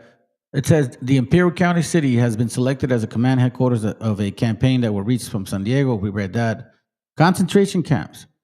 Industry 2 will be a target. Industry, like construction, like today. Farms, landscaping, like all of this shit, like, fabricas, warehouses, Home Depots. Industry, meaning construction shit. 2 will be a target for those wholesale drive against Mexican wetback laborers. See? Stop choosing that, bro. I don't like that shit. What the fuck? Nah. Calmado, way. Hold on, fam. I shouldn't touch that. Man, that's so annoying. That's the last time I do that.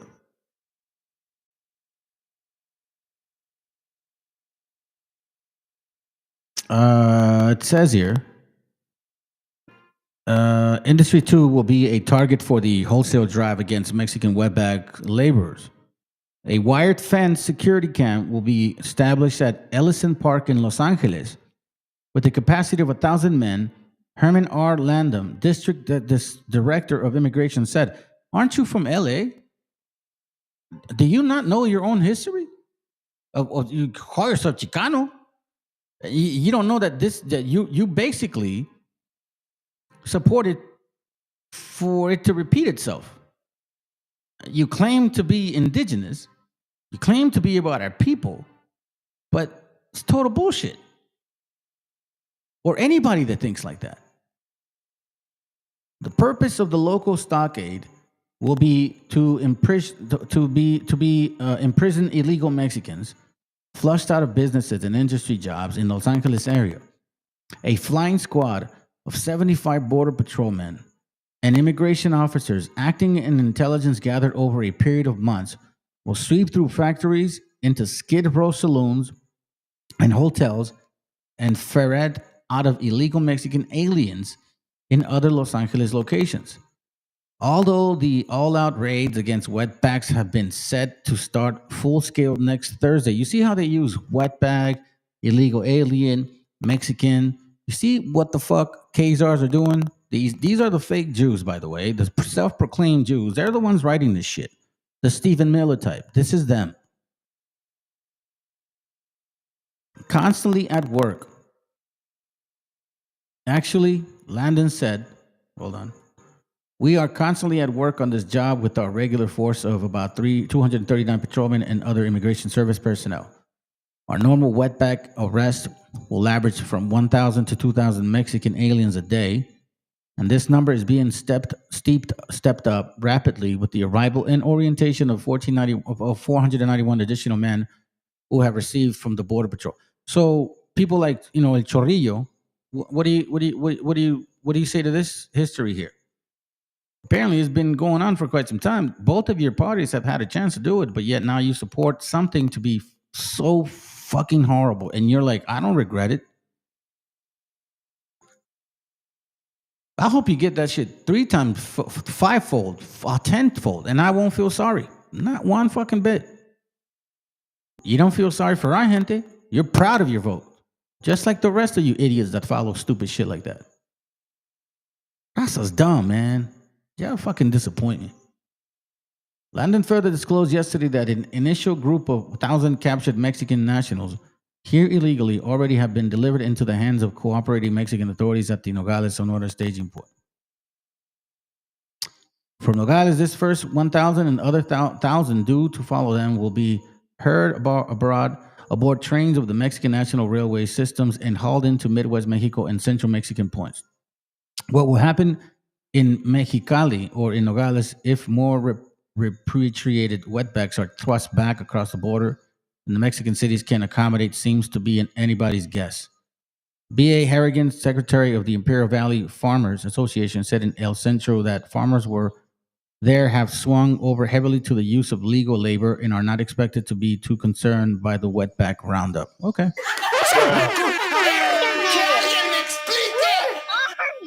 Apparently that's what I do here. It don't matter. We'll just hit machines. We'll just get machines to do the job, Holmes. But I'm gonna vote for Trump, eh? I'm a vato loco forever, Holmes. Yeah, fucking joke, man. Uneducated and are fucking a joke. It's I don't even know how to put it. It's fucking depressing. Let me show you something real quick.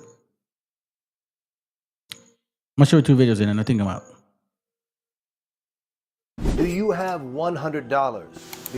Do you have $100 to give this guy? Just kidding, gente. Let me hurry up and play this shit. Check this out. Is this it? Is this it? Oh, yeah, it is. Hold on. Check this out. Here it goes right here. Sorry. This lady showed this guy talk. So I want you guys to listen to this. And this goes for it's about a minute. Yeah, you know what I mean? Yeah, about a minute and change. Listen to this real quick. I know I'm going to get a lot of hate over this, and I really don't give a fuck. But the point is, I've been doing construction work pretty much my entire adult life, over 20 years, 21, 22 years now. Right now on this job I'm on, right now, there are about 5 of us white guys out here. There's probably 2 or 3 black guys, and the rest are Latinos. And I say the rest being 100 to 125 guys. Now I've been on this job for 6 months. And that's been about the average. I wished all these guys would get their citizenship and do things legal, but the point is that they haven't. But if you send all these guys back across the border, everybody says, oh, they're going to raise the wages and all the white guys are going to get these jobs. Bullshit. Like, I don't know what fucking sandcastle you got your head shoved in, or whose ass you got your head shoved in, but no, they're not. I've watched the Americans completely quit working. People my age and younger don't work. They don't, and especially ain't gonna do a physical job. So all you people said, oh, they're gonna increase the wage, and all these thousands and thousands of white guys are gonna get these jobs. Like, have you done lost your fucking mind? I mean, come on. What's gonna happen is people like me are gonna be sitting at the house because there ain't even enough people to put a crew together to be able to fucking work. Fuck, man, this country and government, everybody just went to fucking shit. The other day I covered a... But, some people won't care. Even if we show them shit like that. Even if we remind them of your own fucking town that this has happened before. And you voted for it. And you say you're okay with that. So anybody that's listening to people like that, you need to reflect on about you. Where the fuck is your mind at? If you're listening to people like him, then you're no different than him, of course. Birds of a feather always flock together. How do you not know this about Los Angeles, güey? How do you not know que esto le pasó a nuestra gente, cabrón? ¿Te crees muy indígena, güey? Pues a ver, cabrón. Show us how indigenous you are. Give us some of your wisdom. Other than bullshit. You guys that have a good following, man, you need to do better, bro. Seriously, y'all need to do better. Fucking shit is this, man? Getting easily influenced. I'm going to show you something real quick. Is this it? Yeah, I want to... okay. Let me make sure that I know how I want to play this. Yeah. Let me play this video. So they wait. You know how the Republicans or even, racist liberals, Jews, fake Jews, or Khazars, basically. That's what they are. They all agree to get rid of criminals that are not from here. They all agree to that. I was sitting back looking at this little situation that's going on with Epstein and shit, right? Ghislaine Maxwell, I guess that's her name. Then I thought to myself, hold on a second. What the fuck does this lady sound like anyhow? Is she from this country? Because, they're saying get rid of all people that are not from this country that are criminals, especially pedophiles, right? Right? Okay, well, let's check this out. Let's see if this woman is from this country. American, so-called. Wake you up at 6. And you can go to breakfast, which consists of a cereal and a piece of fruit, generally. And this is a Jewish so-called, this is a self-proclaimed Jewish person, because they can't prove that they are. Okay? And she speaks like a European. And she's here in the States. And now, apparently, they moved her to a much easier location to live within. You guys keep talking about criminals not being foreign, and if they're foreign, how come you don't send her ass to fucking Alcatraz? Well, how come you don't send her funky ass to, Venezuela or some shit? Why do you white people do this kind of shit and then claim that, no, it has nothing to do with race? And then you got idiots that vote for this stuff, man, because you know what I'm saying? Like,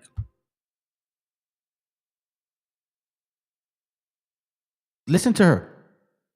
then you have to make your bed sort of military style. So there's nothing that's sticking out or whatever. It has to be a prescribed way, otherwise you can to travel. She don't sound like she's from the States, is she? But it's okay, though. Because she's a Jew? Because she in a wetback? Is that why it's okay? I'm going to show you guys some videos now to show some love to my people, man. I appreciate you guys very much. Seriously, bro. I really do. I understand the struggle. My parents went through it. I know that we all are going through it. We try to raise our kids to do the best as they can, I'm talking to those indigenous gente. The true beloved.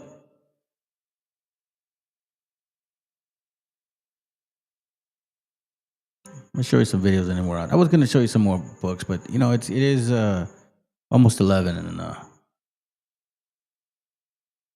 I am a little tired, to be honest.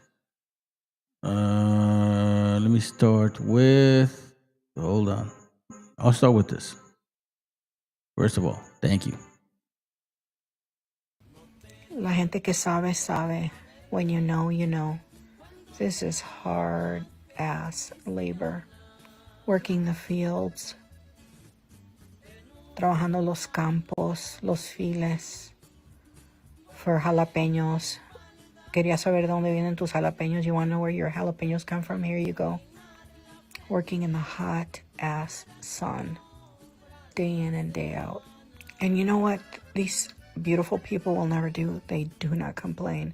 My people do not complain because we show gratitude for having a job. This type of work made me want to study my butt off and get all the degrees and masters that I have. I did not want to work in this hot weather, but that doesn't mean I don't feel for them. They're still my people.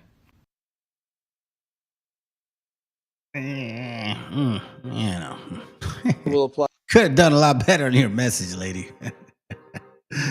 Anyhow, but I appreciate it. Listen to this.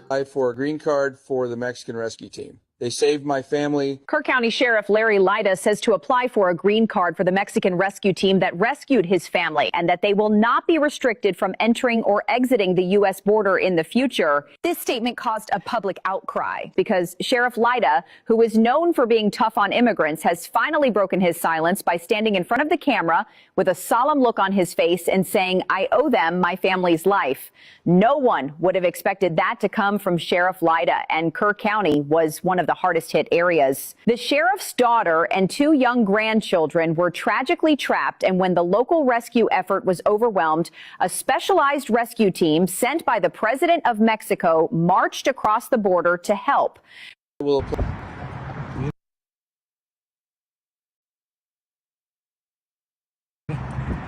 mexicano trabajando y los gringos pidiendo.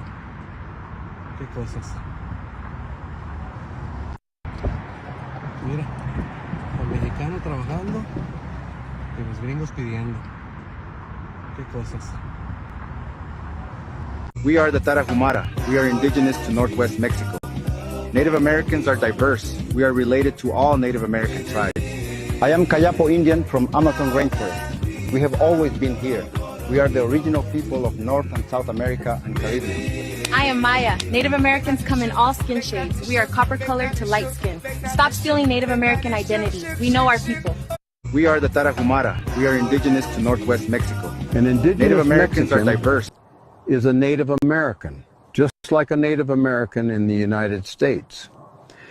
An indigenous Canadian is a Native American, just like a Native American in Mexico and the United States. An indigenous Guatemalan is a Native American, just like a Native American in Canada, Mexico, and the United States. An indigenous Nicaraguan is a Native American, just like a Native American in Guatemala, Canada, Mexico, and the United States. An indigenous Salvadoran is a Native American, just like a Native American in Nicaragua, Guatemala, Canada, Mexico, and the United States. An indigenous Honduran is a Native American, just like a Native American in El Salvador, Nicaragua, Guatemala, Canada, Mexico, and the United States.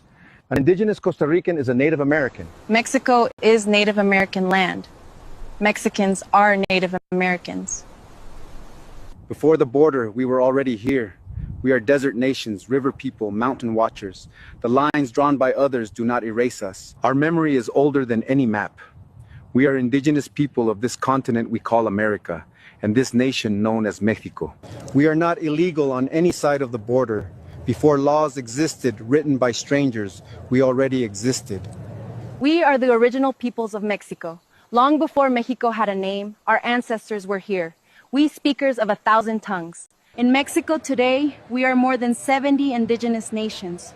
We are not remnants of the past, we are the present. We are Raramuri, the light-footed people. You know us as Tarahumara. We live in the deep canyons of Chihuahua. We run for miles through mountains without shoes. Our language is Raramuri, and our life is close to the earth. Though roads and mines have scarred our land, our spirit runs free. We are the Nahua people, descendants of those who built Tenochtitlan. Our language is Nahuatl, still spoken by over 2 million of us. We live across Puebla, Hidalgo, Guerrero, and beyond. Our ceremonies honor Tonantzin, the Mother Earth. I am Purrepecha. We live in the green lands of Michoacán. Our ancestors never bowed to the Aztec Mexica. We had kings, iron workers, fishermen. Our language still echoes in the towns of Tzitzuntzan and Cherán. We are the Maya. Our pyramids still stand under the sun. We speak Yucatec, Tzotzil, Tzeltal, Quiché. We live in Chiapas, Campeche, Yucatán, Quintana Roo. Our calendar, our weavings, our milpa are alive. I am New Sabi, people of the rain. The world calls us Mixtecs, we one of the many. Our codices were written before Columbus breathed, before Spain sailed to the Americas in 1492. We were already building civilizations. We are Vinisa, the cloud people. Others call us Zapotecs. We live in Oaxaca, in the Sierra, in the valleys, on the isthmus. We gave birth to cities like Monte Albán. Today, we are over 400,000 strong and growing. We are the Totonac people, from the land of vanilla and the flying men. I am Huicharica. You call us Huichol. Our home is in the Sierra Madre, between Jalisco and Nayarit. Our language is sacred. Our tribes across Mexico and USA are Torim and Pascuayaqui. But we are one people scattered between two nations. We are the Lipan Apache. Driven south by war, many of us found refuge in Coahuila, Mexico. Our cousins live in Texas and New Mexico. We are the Mexican Kikapu tribe in Coahuila in Mexico. We keep our language alive with our children. We farm, we hunt, we sing the old ways. We are not Mexican or American, we are Kikapu. This is just a beginning. There are dozens more. The Mazahua, the Triqui, the Tzeltal, the Mayo, the Chinantec, the Seri, the Lacandon, and so many others. You should be very proud of who you are. You should be very fucking proud and beautiful about who you are. I'll give you guys some pages you can take pictures of. The serpent was sacrifice symbol among the Israelites. The serpent was a sacrifice symbol among the ancient Americans. The history of the Israelites include a serpent swallowing the other serpent. The history of the ancient Americans include a serpent swallowing other serpents.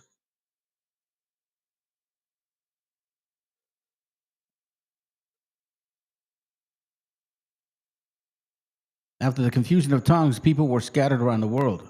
Mayan tradition agreed with the Bible. The Bible tells a story about the ladder extending from heaven to earth. Some ancient Americans tell about a ladder extending from heaven to earth. Basically, that there's a ladder where the angels go up and down. Genesis 28:12. The Pentateuch of the Israelites is the divine book of Moses. The Teomotli, okay? Or Teomotli of ancient America is the divine book of Moses. And I showed you guys that. From the book of Barbara Simmons, the 10 tribes I historically identified. That's heavy duty stuff right there. So I'm just giving you guys, chances to take pictures of these things. This is from that book, page 8. And it's regarding Quetzalcoatl, okay? And what the actual meaning means. Take a picture of it.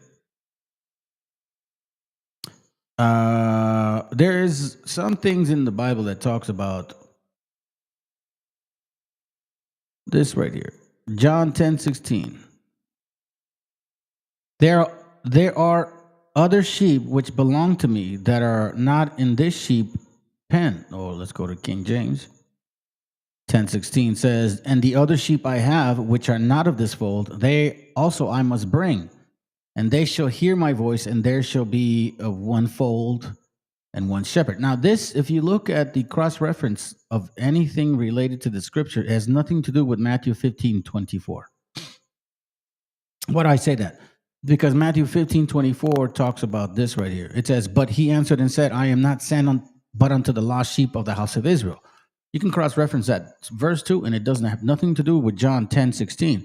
So the only conclusion, if you really look at this particular, is that it's talking about another fold of sheep. Matthew 15:24 is talking about one sheep. John 10:16 is also talking about another sheep. So here's where I believe that, the relation between Quetzalcoatl and the Messiah come. And the other sheep I have, which are not of this fold, them also must I bring, and they shall hear my voice, and there shall be one fold. Now, you guys talk about, like Quetzalcoatl is considered a feathered serpent, right? Okay, so let me show you something quick. And again, I don't know. I could be wrong, but I kind of wonder about this because it was used one time.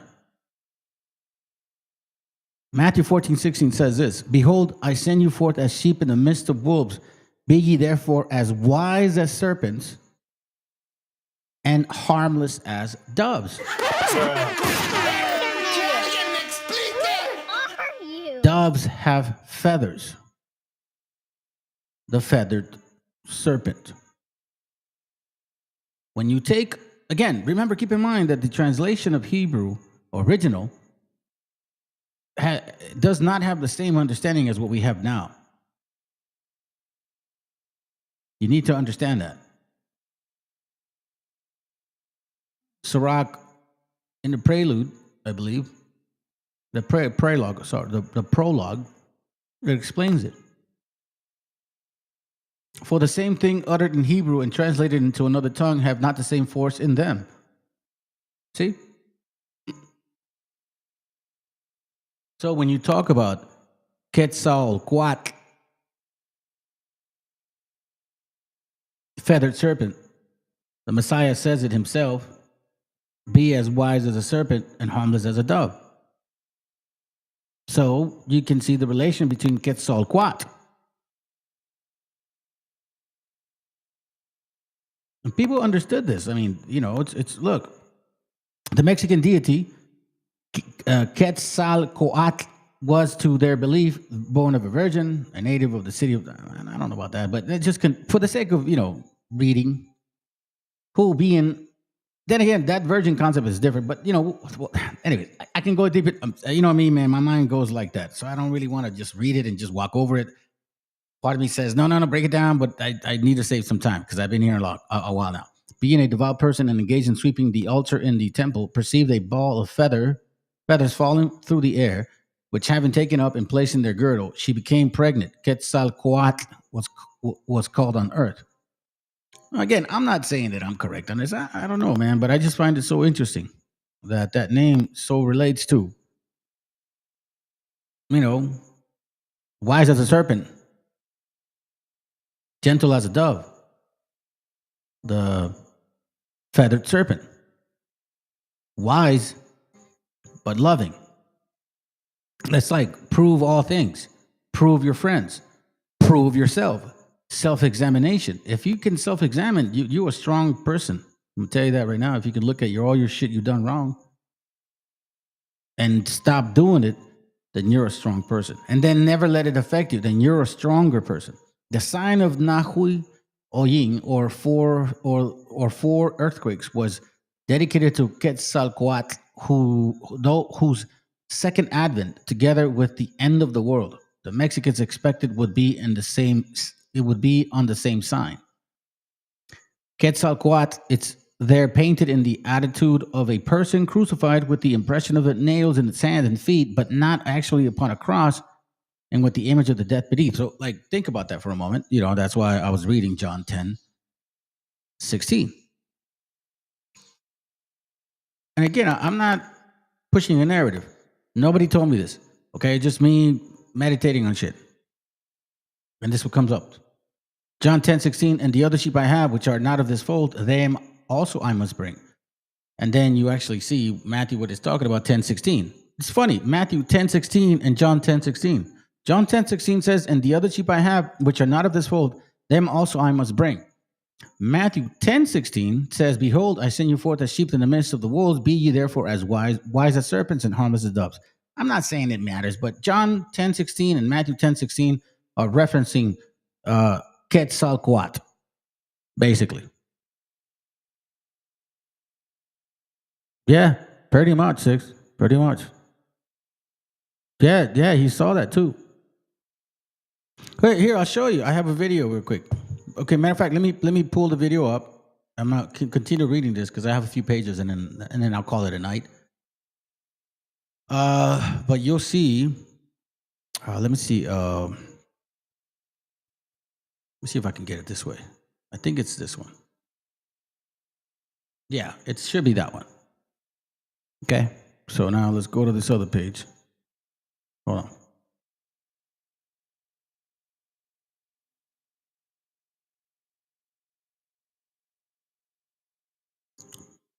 Oh, here goes. There's more. Okay, so it says the temple worship was important to the Israelites. The temple worship was important to many ancient Americans. Take pictures of this. Please, save this stuff. The temples of the Israelites were not open to the public, only to the chosen people of God. The temples of the Toltec Indians were not open to the public, but only to the chosen people of God. The temples of the Hebrews had a room called the most holy place in the holy of office, I guess. The temple of the ancient Americans had a room called the most holy place, or the holy of holies. Wow. The Israelite priests had holy garments. Quetzalcoatl priests had holy garments. And thou shalt make holy garments for Aaron thy brother, for glory or for beauty. And at that time his loin cloth and his mantle shall be white, a reference to the white garments of the priests. Quetzalcoatl. The Israelites recorded a time when the sun stood still. The ancient Americans recorded a time when the sun stood still. This is very interesting, by the way.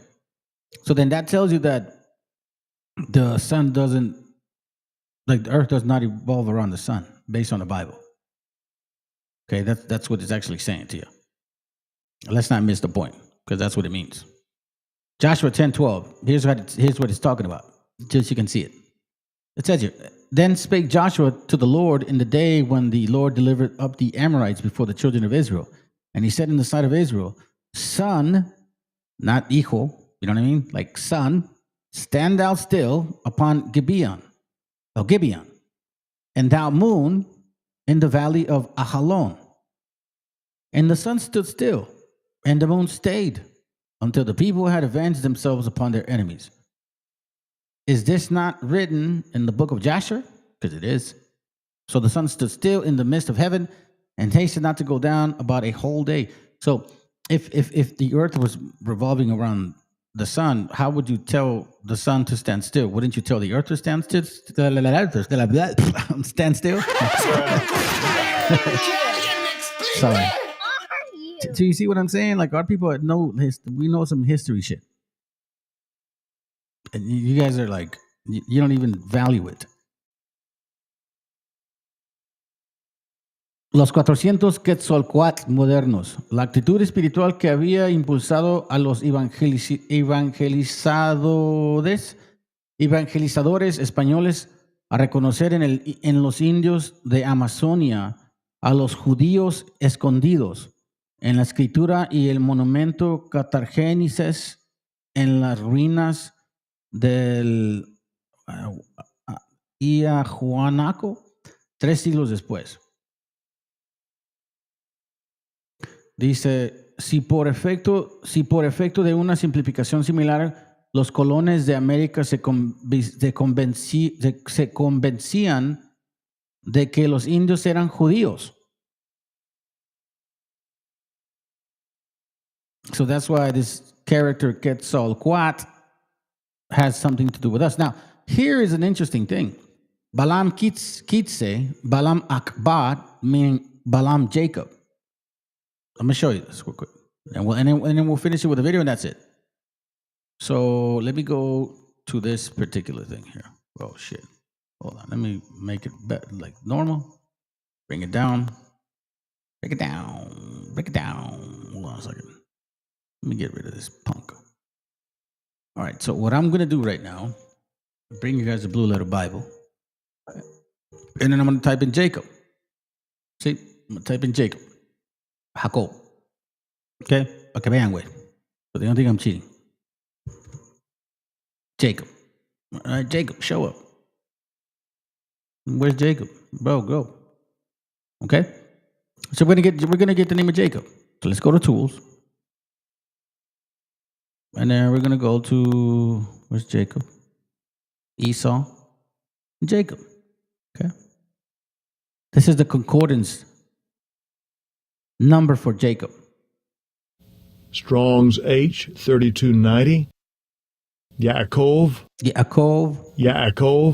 Oh, we're going to go here. H 6117. Listen to this. Strong's H 6117. Akav. You see this? Akav. Balam Kitse. Balam Akab.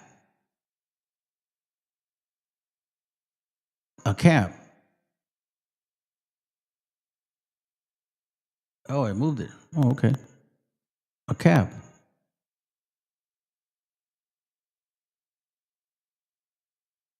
See that? Akab. It's Jacob. I showed this to you guys before. See? Lord, nation, cut off, Lord, supplant, Yakab, Akab, Wakab. It's the same thing. Strong's H 6117. Balam Akab. Akav. Akab. Do you understand now why it's important to go back in history and know who the fuck you are and love who the hell you are? If you don't love who you are, then none of this matters. Look, like I said, Christ was right here in the ancient land. Oh, I don't know about him being here. Because remember what it talks about.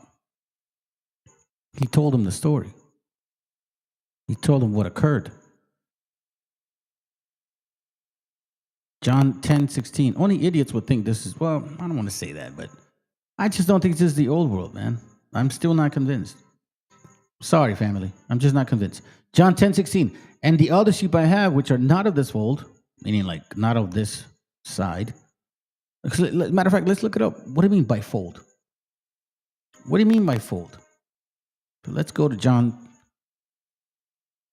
10:16. Let's hit the word.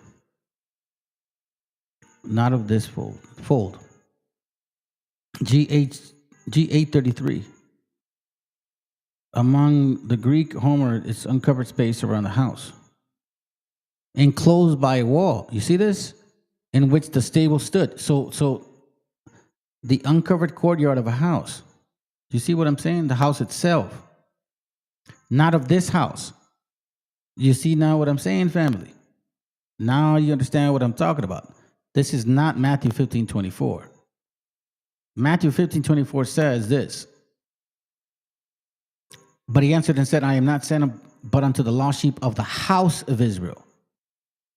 So, John 10:16, when it says, and the other sheep I have, which are not of this fold, which are not of this house, them also I must bring.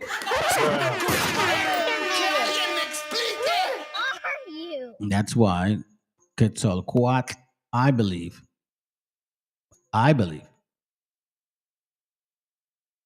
it's the feathered serpent. Matthew 10:16, behold, I sent you forth as sheep in the midst of wolves. Be ye therefore wise as serpents and harmless as doves. I'm going to show you something real quick. Quetzalcoatl. Dinosaur.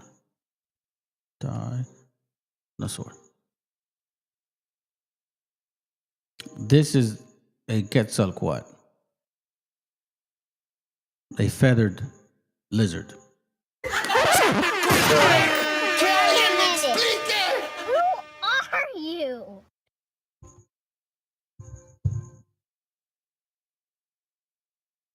Now, let me show you the video.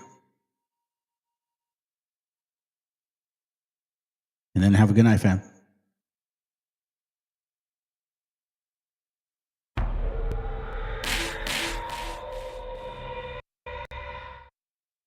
Now, hold on a second. That's not it. Hold on a second. Give me a moment, family. Let me see if I can get it over here. That's not it. That's not the one I wanted to play.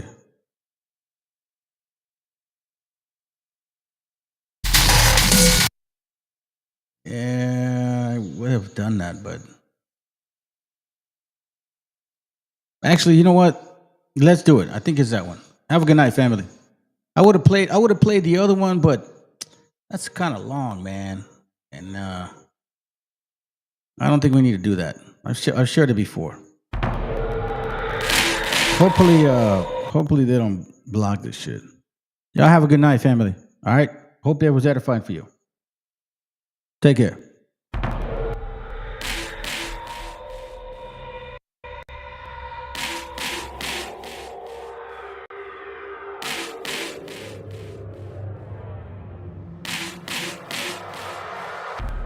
The flames of Alorok's wrath will purge this universe of Amon's worshippers, and I shall be the instrument of their destruction.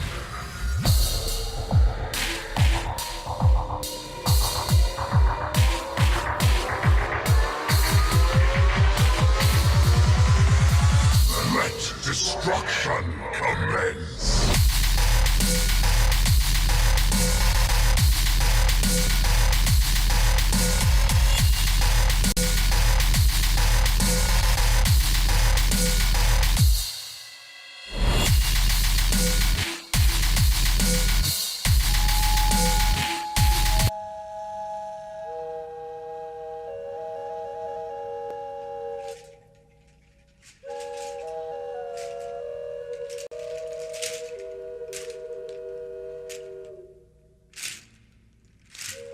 Del mar los vieron llegar,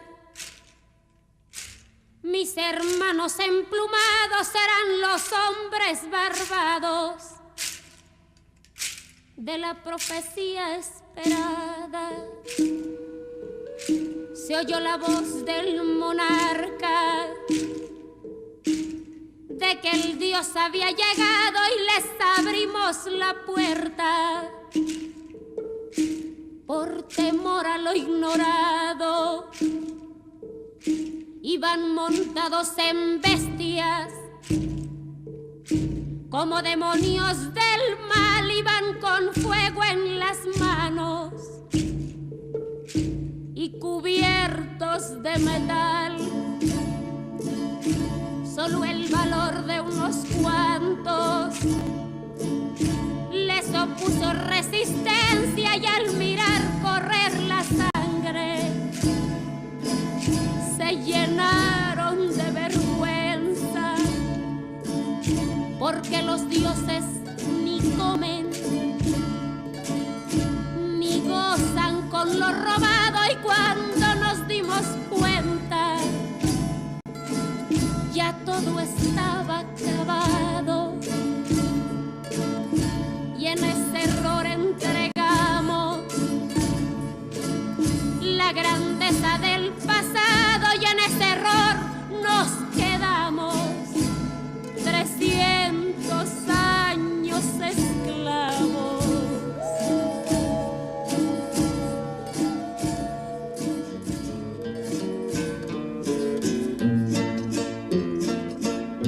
Se nos quedó el maleficio de brindar al extranjero nuestra fe, nuestra cultura, nuestro pan, nuestro dinero, y le seguimos cambiando oro por cuentas de vidrio, y damos nuestras riquezas por sus espejos con brillo.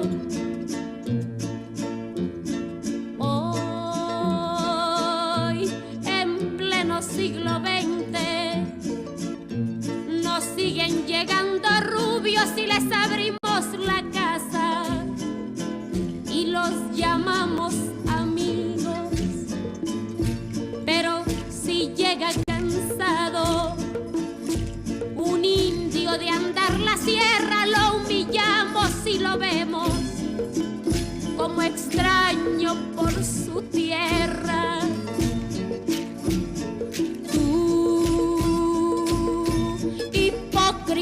Que te muestras humilde ante el extranjero, pero te vuelves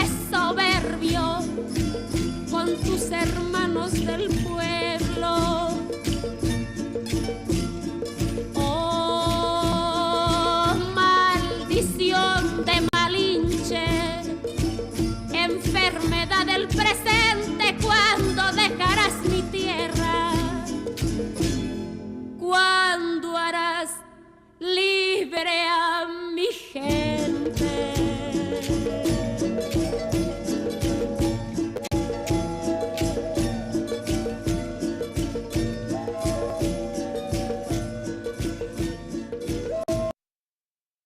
Y va de nuevo mi tono. Mexicano bandido, todo el barrio prendido. Siempre ando bien cuido, siempre poniendo ruido. Mexicanos al grito de guerra, yo defiendo mi tierra. No me dejo de nadie, yo cuido a los míos, mi raza se aferra. Soy mexicano, esa es mi bandera, yo la levanto por donde quiera. Verde, blanco, rojo hasta que muera. El barrio prendido ya quemó afuera. Soy mexicano, esa es mi bandera, yo la levanto por donde quiera. Verde, blanco, rojo hasta que muera. El barrio prendido ya quemó afuera. Me voy tendido, me voy empinando mi bote. Un poco mareado por la bebida y el borlote. Me tiene hasta la riata la gente con su mitote. Pero me despreocupo, me pelan todo el garrote. Me para la chota, ya es por mi apariencia. Que hay tantos delitos, que hay tanta demencia. Yo no cargo nada, no más mi presencia. Pinche puerco joto, atente a las consecuencias. Si nos topa el poli en breve nos para en la calle. No puede salir uno conmigo porque ya hay detalle. No quiere que conteste, quiere que yo solo calle. Quiere mi dinero pero que chinga su madre. A la dica este sistema nos quieren ver abajo, pero tumbar gente, quien les dijo que es trabajo. Puro chingar al indio, váyanse mucho al carajo. Loco no me rajo, lo bueno porque se armó la alianza más pesada del país. Todo el mundo ya conoce las rimas de estos MCs. Pa' ponerme más feliz, unos baisas de hachís. Mis paisas en el gabacho, bien truchas con la polis. Loco en Guanajuato, con los ojos bien tumbados. De coto con el quesada, rifando por todos lados. Atento si prendo un blunt en cabina cuando grabo. Represento Nuevo León, junto a mi carnal el Davo. Cuando voy pa' Jalisco, el pasado está olvidado. Con el perro de la C, bien grifo, pedo y enfiestado. Chécate mi banderón, unido como había soñado. Bien bajado ese balón, compa lefty bien bajado. Puro hip hop mexa, hasta que amanezca. Pásenme un mezcal y que no se apague la yesca. Ya saben que aquí andamos pilas pa' lo que se ofrezca. Si escribo estas rimas es pa' que se enorgullezca. Verde marihuana, blanca cocaína, roja la sangre que escurre de una nueva herida. Yo salí de la ruina, nunca se me olvida. Con disciplina y respeto sigo en siempre la movida. Ando bien high, la vida es un freestyle. Disfruta lo que hay, vivo entre el bien y el mal, carnal. Crazy life todo el día, vienda live. Pinto tu barda con spray, lo que canto es real. Azules y rojas las sirenas que me persiguen. No suben pa' la virgen, salen todos cuando chifle. Mi barrio no lo pisen, que andamos todos grises. Maldito policía, no quiero que me revises. Prende la mota en Canala o en Hitter. Ando con mi flota y el dealer. Tenemos lo que se te ofrezca, tú nada más pide. Me dijo mi madre que de la envidia me cuide. Soy mexicano, esa es mi bandera, yo la levanto por donde quiera. Verde, blanco, rojo hasta que muera. El barrio prendido ya quemó afuera. Soy mexicano, esa es mi bandera, yo la levanto por donde quiera. Verde, blanco, rojo hasta que muera. El barrio prendido ya quemó afuera. Ya, ábranse cabrones, llegó el mexicano partiendo sin necesidad de palancas. Todos jugamos en la misma liga, yo soy titular, tú ves desde la banca. Disfruto cada cosa que me pasa, colaboro y mi carrera se levanta. El mismo cabrón que antes no tenía nada, se la pasa viajando y dice que canta. Por eso me caga enfermarme de la garganta. Pero aguanta, traigo mata natural y humo de planta. 2, 3 cabrones dando lata y yo haciendo más plata. De esto la vida se trata y pa' que sepas no es barata. MC Davo los desbarata con cada escalón que sube. Yo tuve la suerte de hacerme fama en YouTube. Hay 2, 3 raperos de antaño que me bajé de su nube. Los mandé pa' su casa y de premio hasta les pagué el Uber. Si alguien me tira es porque sabe bien que domino el negocio y quiere de mi parte. No quiero darlas de grande, pero si me tiras la neta me toca humillarte. Soy capitán, llevo el estandarte. Somos muy pocos los que hacemos arte. Este flow si es de Marte, tú dale like y comparte. México lindo y bandido, diario a Diosito le pido que me cuide a la familia si un día el cora ya no late. Estoy bendecido porque me cuidan los míos. Orgullosamente mexa, estamos locos de remate. Jaque mate, no hable de volar si viene gateando. La cosa por la frontera se pone violenta, no importa el rango. Toda la raza jalándole duro, si hay algo seguro es la muerte endondeando. El sudor y la sangre en la frente, los de alzada controlando. Se roban la atención, ya saben quiénes son. Vatos locos con sazón, como el de un corridón. No quiera tomarme el pelo si ando todo pelón. Levantando la bandera, viva México, cabrón. Es el perrito de la C. La bandera con un águila, Simón, mi tierra es esta. Me vale si mi piel o si mi acento les molesta. Acá jalan horas extras, nunca duermen la siesta. Están los que van pa'l jale y los que la viven de fiesta. Otros que en el pintón se tatúan de corazón. 3 colores en el pecho, morirían por su nación. Aunque su puto gobierno los puso en la situación de no terminar la escuela y terminar en la prisión. ¡Viva México, ladrones! ¿Qué hubo, les presidente? Ya saben que por mí policías chinguen a 20. Y ahí están mis 20 pa' la cagua. Agua, que es tierra caliente de Chiapas hasta Chihuahua. Wow, wow, wow, yipi-yo, yipi-yucas. Buenas, Montegreen, Aguas, Tijuas y San Lucas. San Luis Potoyes, Mataulipas, La Puebluca. Dime si o no, loco, acá tienen lo que buscas. Soy mexicano, esa es mi bandera. Yo la levanto por donde quiera. Verde, blanco, rojo hasta que muera. El barrio prendido ya quemó afuera. Soy mexicano, esa es mi bandera. Yo la levanto por donde quiera. Verde, blanco, rojo hasta que muera. El barrio prendido ya quemó afuera. Puro hip hop mexa, perros, 2023. Ey yo, ey yo. Somos la santa carnal. Ey, ey, Los machidones de la plaza. oye, DJ donde que en los scratches. Desde alzada, mi perro. No saben quién soy o sí. Oye. Viva México, cabrones.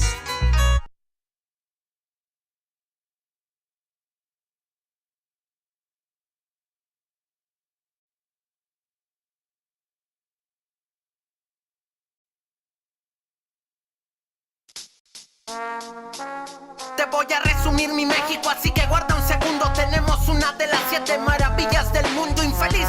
Aquí somos la tierra del maíz y estamos orgullosos de nacer en este país. De presidentes mediocres tenemos un historial. Si no fuera por ellos seríamos potencia mundial.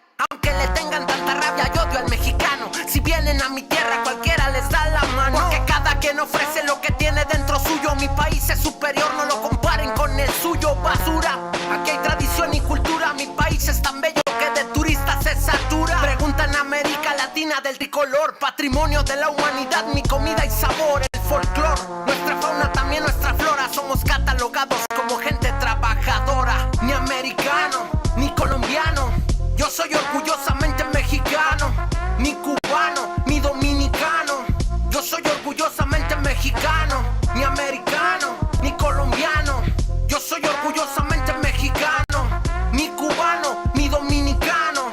Yo soy orgullosamente mexicano. Yo no pedí ser mexicano, simplemente tuve suerte. Aquí nos curamos hasta de la misma muerte. Playas cristalinas, paisajes con estrellas. 32 estados repletos de mujeres tan bellas. Dicen que somos descendientes de los dioses. Toltecas, olmecas, zapotecas, los conoces. Que tú me llames indio a mí no me da coraje. Al contrario, es un orgullo tener este mestizaje. Vitamina T mexicano, tú lo sabes. Tacos, tortas, tostadas, tamales. En cada esquina encontrarás un buen changarro. Que viva el mariachi y el que anda vestido charro. Un águila comiendo una serpiente en un nopal. El dios Huitzilopochtli fundando Tenochtitlán. Verde, blanco y rojo, mi bandera nacional. Un águila comiendo una serpiente en un nopal. Ni americano, ni colombiano. Yo soy orgullosamente mexicano. Ni cubano, ni dominicano. Yo soy orgullosamente mexicano. Ni americano, ni colombiano. Yo soy orgullosamente mexicano. Ni cubano, ni dominicano. Yo soy orgullosamente mexicano. Empiecen a respetar a mi México más, por favor. Que un mexicano inventó la televisión a color. Gracias a México tu vida sexual es activa, pues aquí se inventó la píldora anticonceptiva. El número 0 es un invento mexicano. Gracias al entiendes geometría y álgebra, mi hermano. El flotador que tienes dentro de tu baño lo inventó un mexicano, claro, no se te haga extraño. Tan orgulloso de mi tierra y mis raíces. Nuestro tequila se consume en más de 100 países. Tanto me enorgullece la tierra que estoy pisando. Y así será hasta el día que en encima me la estén echando. Querido México, tuyo es mi corazón. Querida raza de bronce, chingona mi nación. Mexicanos al grito de guerra, con uñas y dientes defendemos nuestra tierra. Ni americano, ni colombiano, yo soy orgullosamente mexicano. Ni cubano, ni dominicano, yo soy orgullosamente mexicano. Ni americano, ni colombiano, yo soy orgullosamente mexicano. Ni cubano, ni dominicano, yo soy orgullosamente mexicano.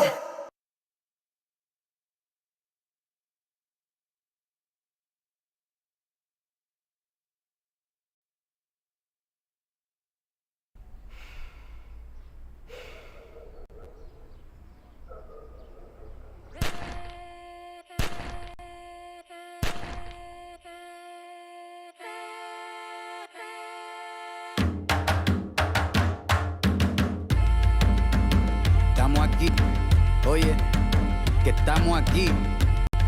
Mírame, estamos aquí. Desde hace rato, cuando ustedes llegaron, ya estaban las huellas de nuestros zapatos. Se robaron hasta la comida de gato y todavía se están lamiendo el plato. Bien encabronado con estos ingratos. Hoy le doy duro a los tambores hasta que me acusen de maltrato. Si no entiendes el dato, pues te lo tiro en cumbia, bossa nova, tango o vallenato. A lo calaboy y bambú, bien frontú, con sangre caliente como Timbuktu. Estamos dentro del menú. Tupac se llama Tupac por Tupac Amaru del Perú. América no es solo USA, papá. Esto es desde Tierra del Fuego hasta Canadá. Hay que ser bien bruto, bien hueco. Es como decir que África es solo Marruecos. Estos canallas se les olvidó que el calendario que usan se lo inventaron los mayas con la Valdivia precolombina. Desde hace tiempo, este continente camina, pero ni con toda la marina pueden sacar de la vitrina la peste campesina. Esto va para el capataz de la empresa. El machete no es solo para cortar caña, también es para cortar cabeza. Aquí estamos, siempre estamos, no nos fuimos, no nos vamos. Aquí estamos pa' que te recuerde. Si quieres mi machete te muerde. Aquí estamos, siempre estamos, no nos fuimos, no nos vamos. Aquí estamos pa' que te recuerde. Si quieres mi machete te muerde. Si quieres mi machete te muerde. Si quieres mi machete te muerde. Si quieres mi machete te muerde. Te muerde, te muerde. Los paramilitares, las guerrillas, los hijos del conflicto, las pandillas, las listas negras, los falsos positivos, los periodistas asesinados, los desaparecidos, los narcogobiernos, todos los que robaron, los que se manifiestan y los que se olvidaron, las persecuciones, los golpes de estado, el país en quiebra, los exiliados, el peso devaluado, el tráfico de droga, los carteles, las invasiones, los emigrantes sin papeles, 5 presidentes en 11 días, disparo a quemarropa por parte de la policía. Más de 100 años de tortura, la nova trova cantando en plena dictadura. Somos la sangre que sopla la presión atmosférica. Gambino, mi hermano, esto sí es América.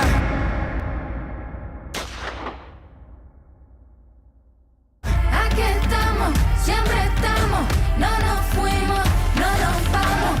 Aquí estamos pa' que te recuerde. Si quieres mi machete te muerde. Aquí estamos, siempre estamos, no nos fuimos, no nos vamos. Aquí estamos pa' que te recuerde. Si quieres mi machete te muerde. Si quieres mi machete te muerde. Si quieres mi machete te muerde. Si quieres mi machete te muerde. Te muerde, te muerde.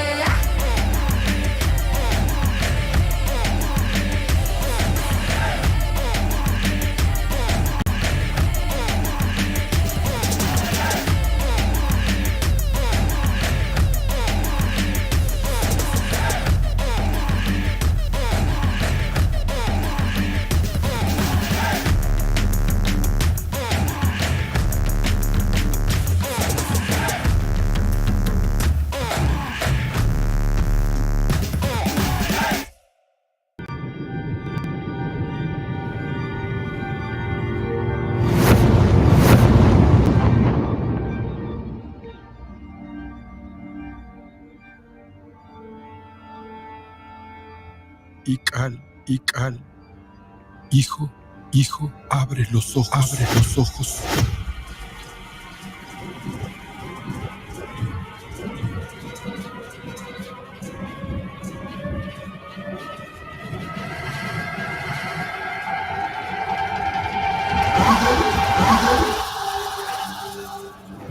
Tu cuerpo se queda con nosotros, pero tu espíritu debe seguir.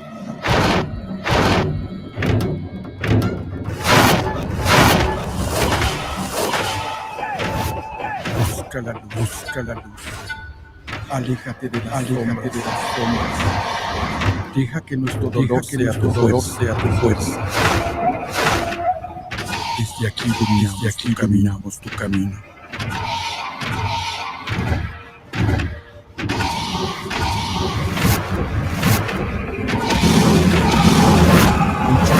Lucha como nosotros, esta pena tan grande. Yo soy tú. Eres yo.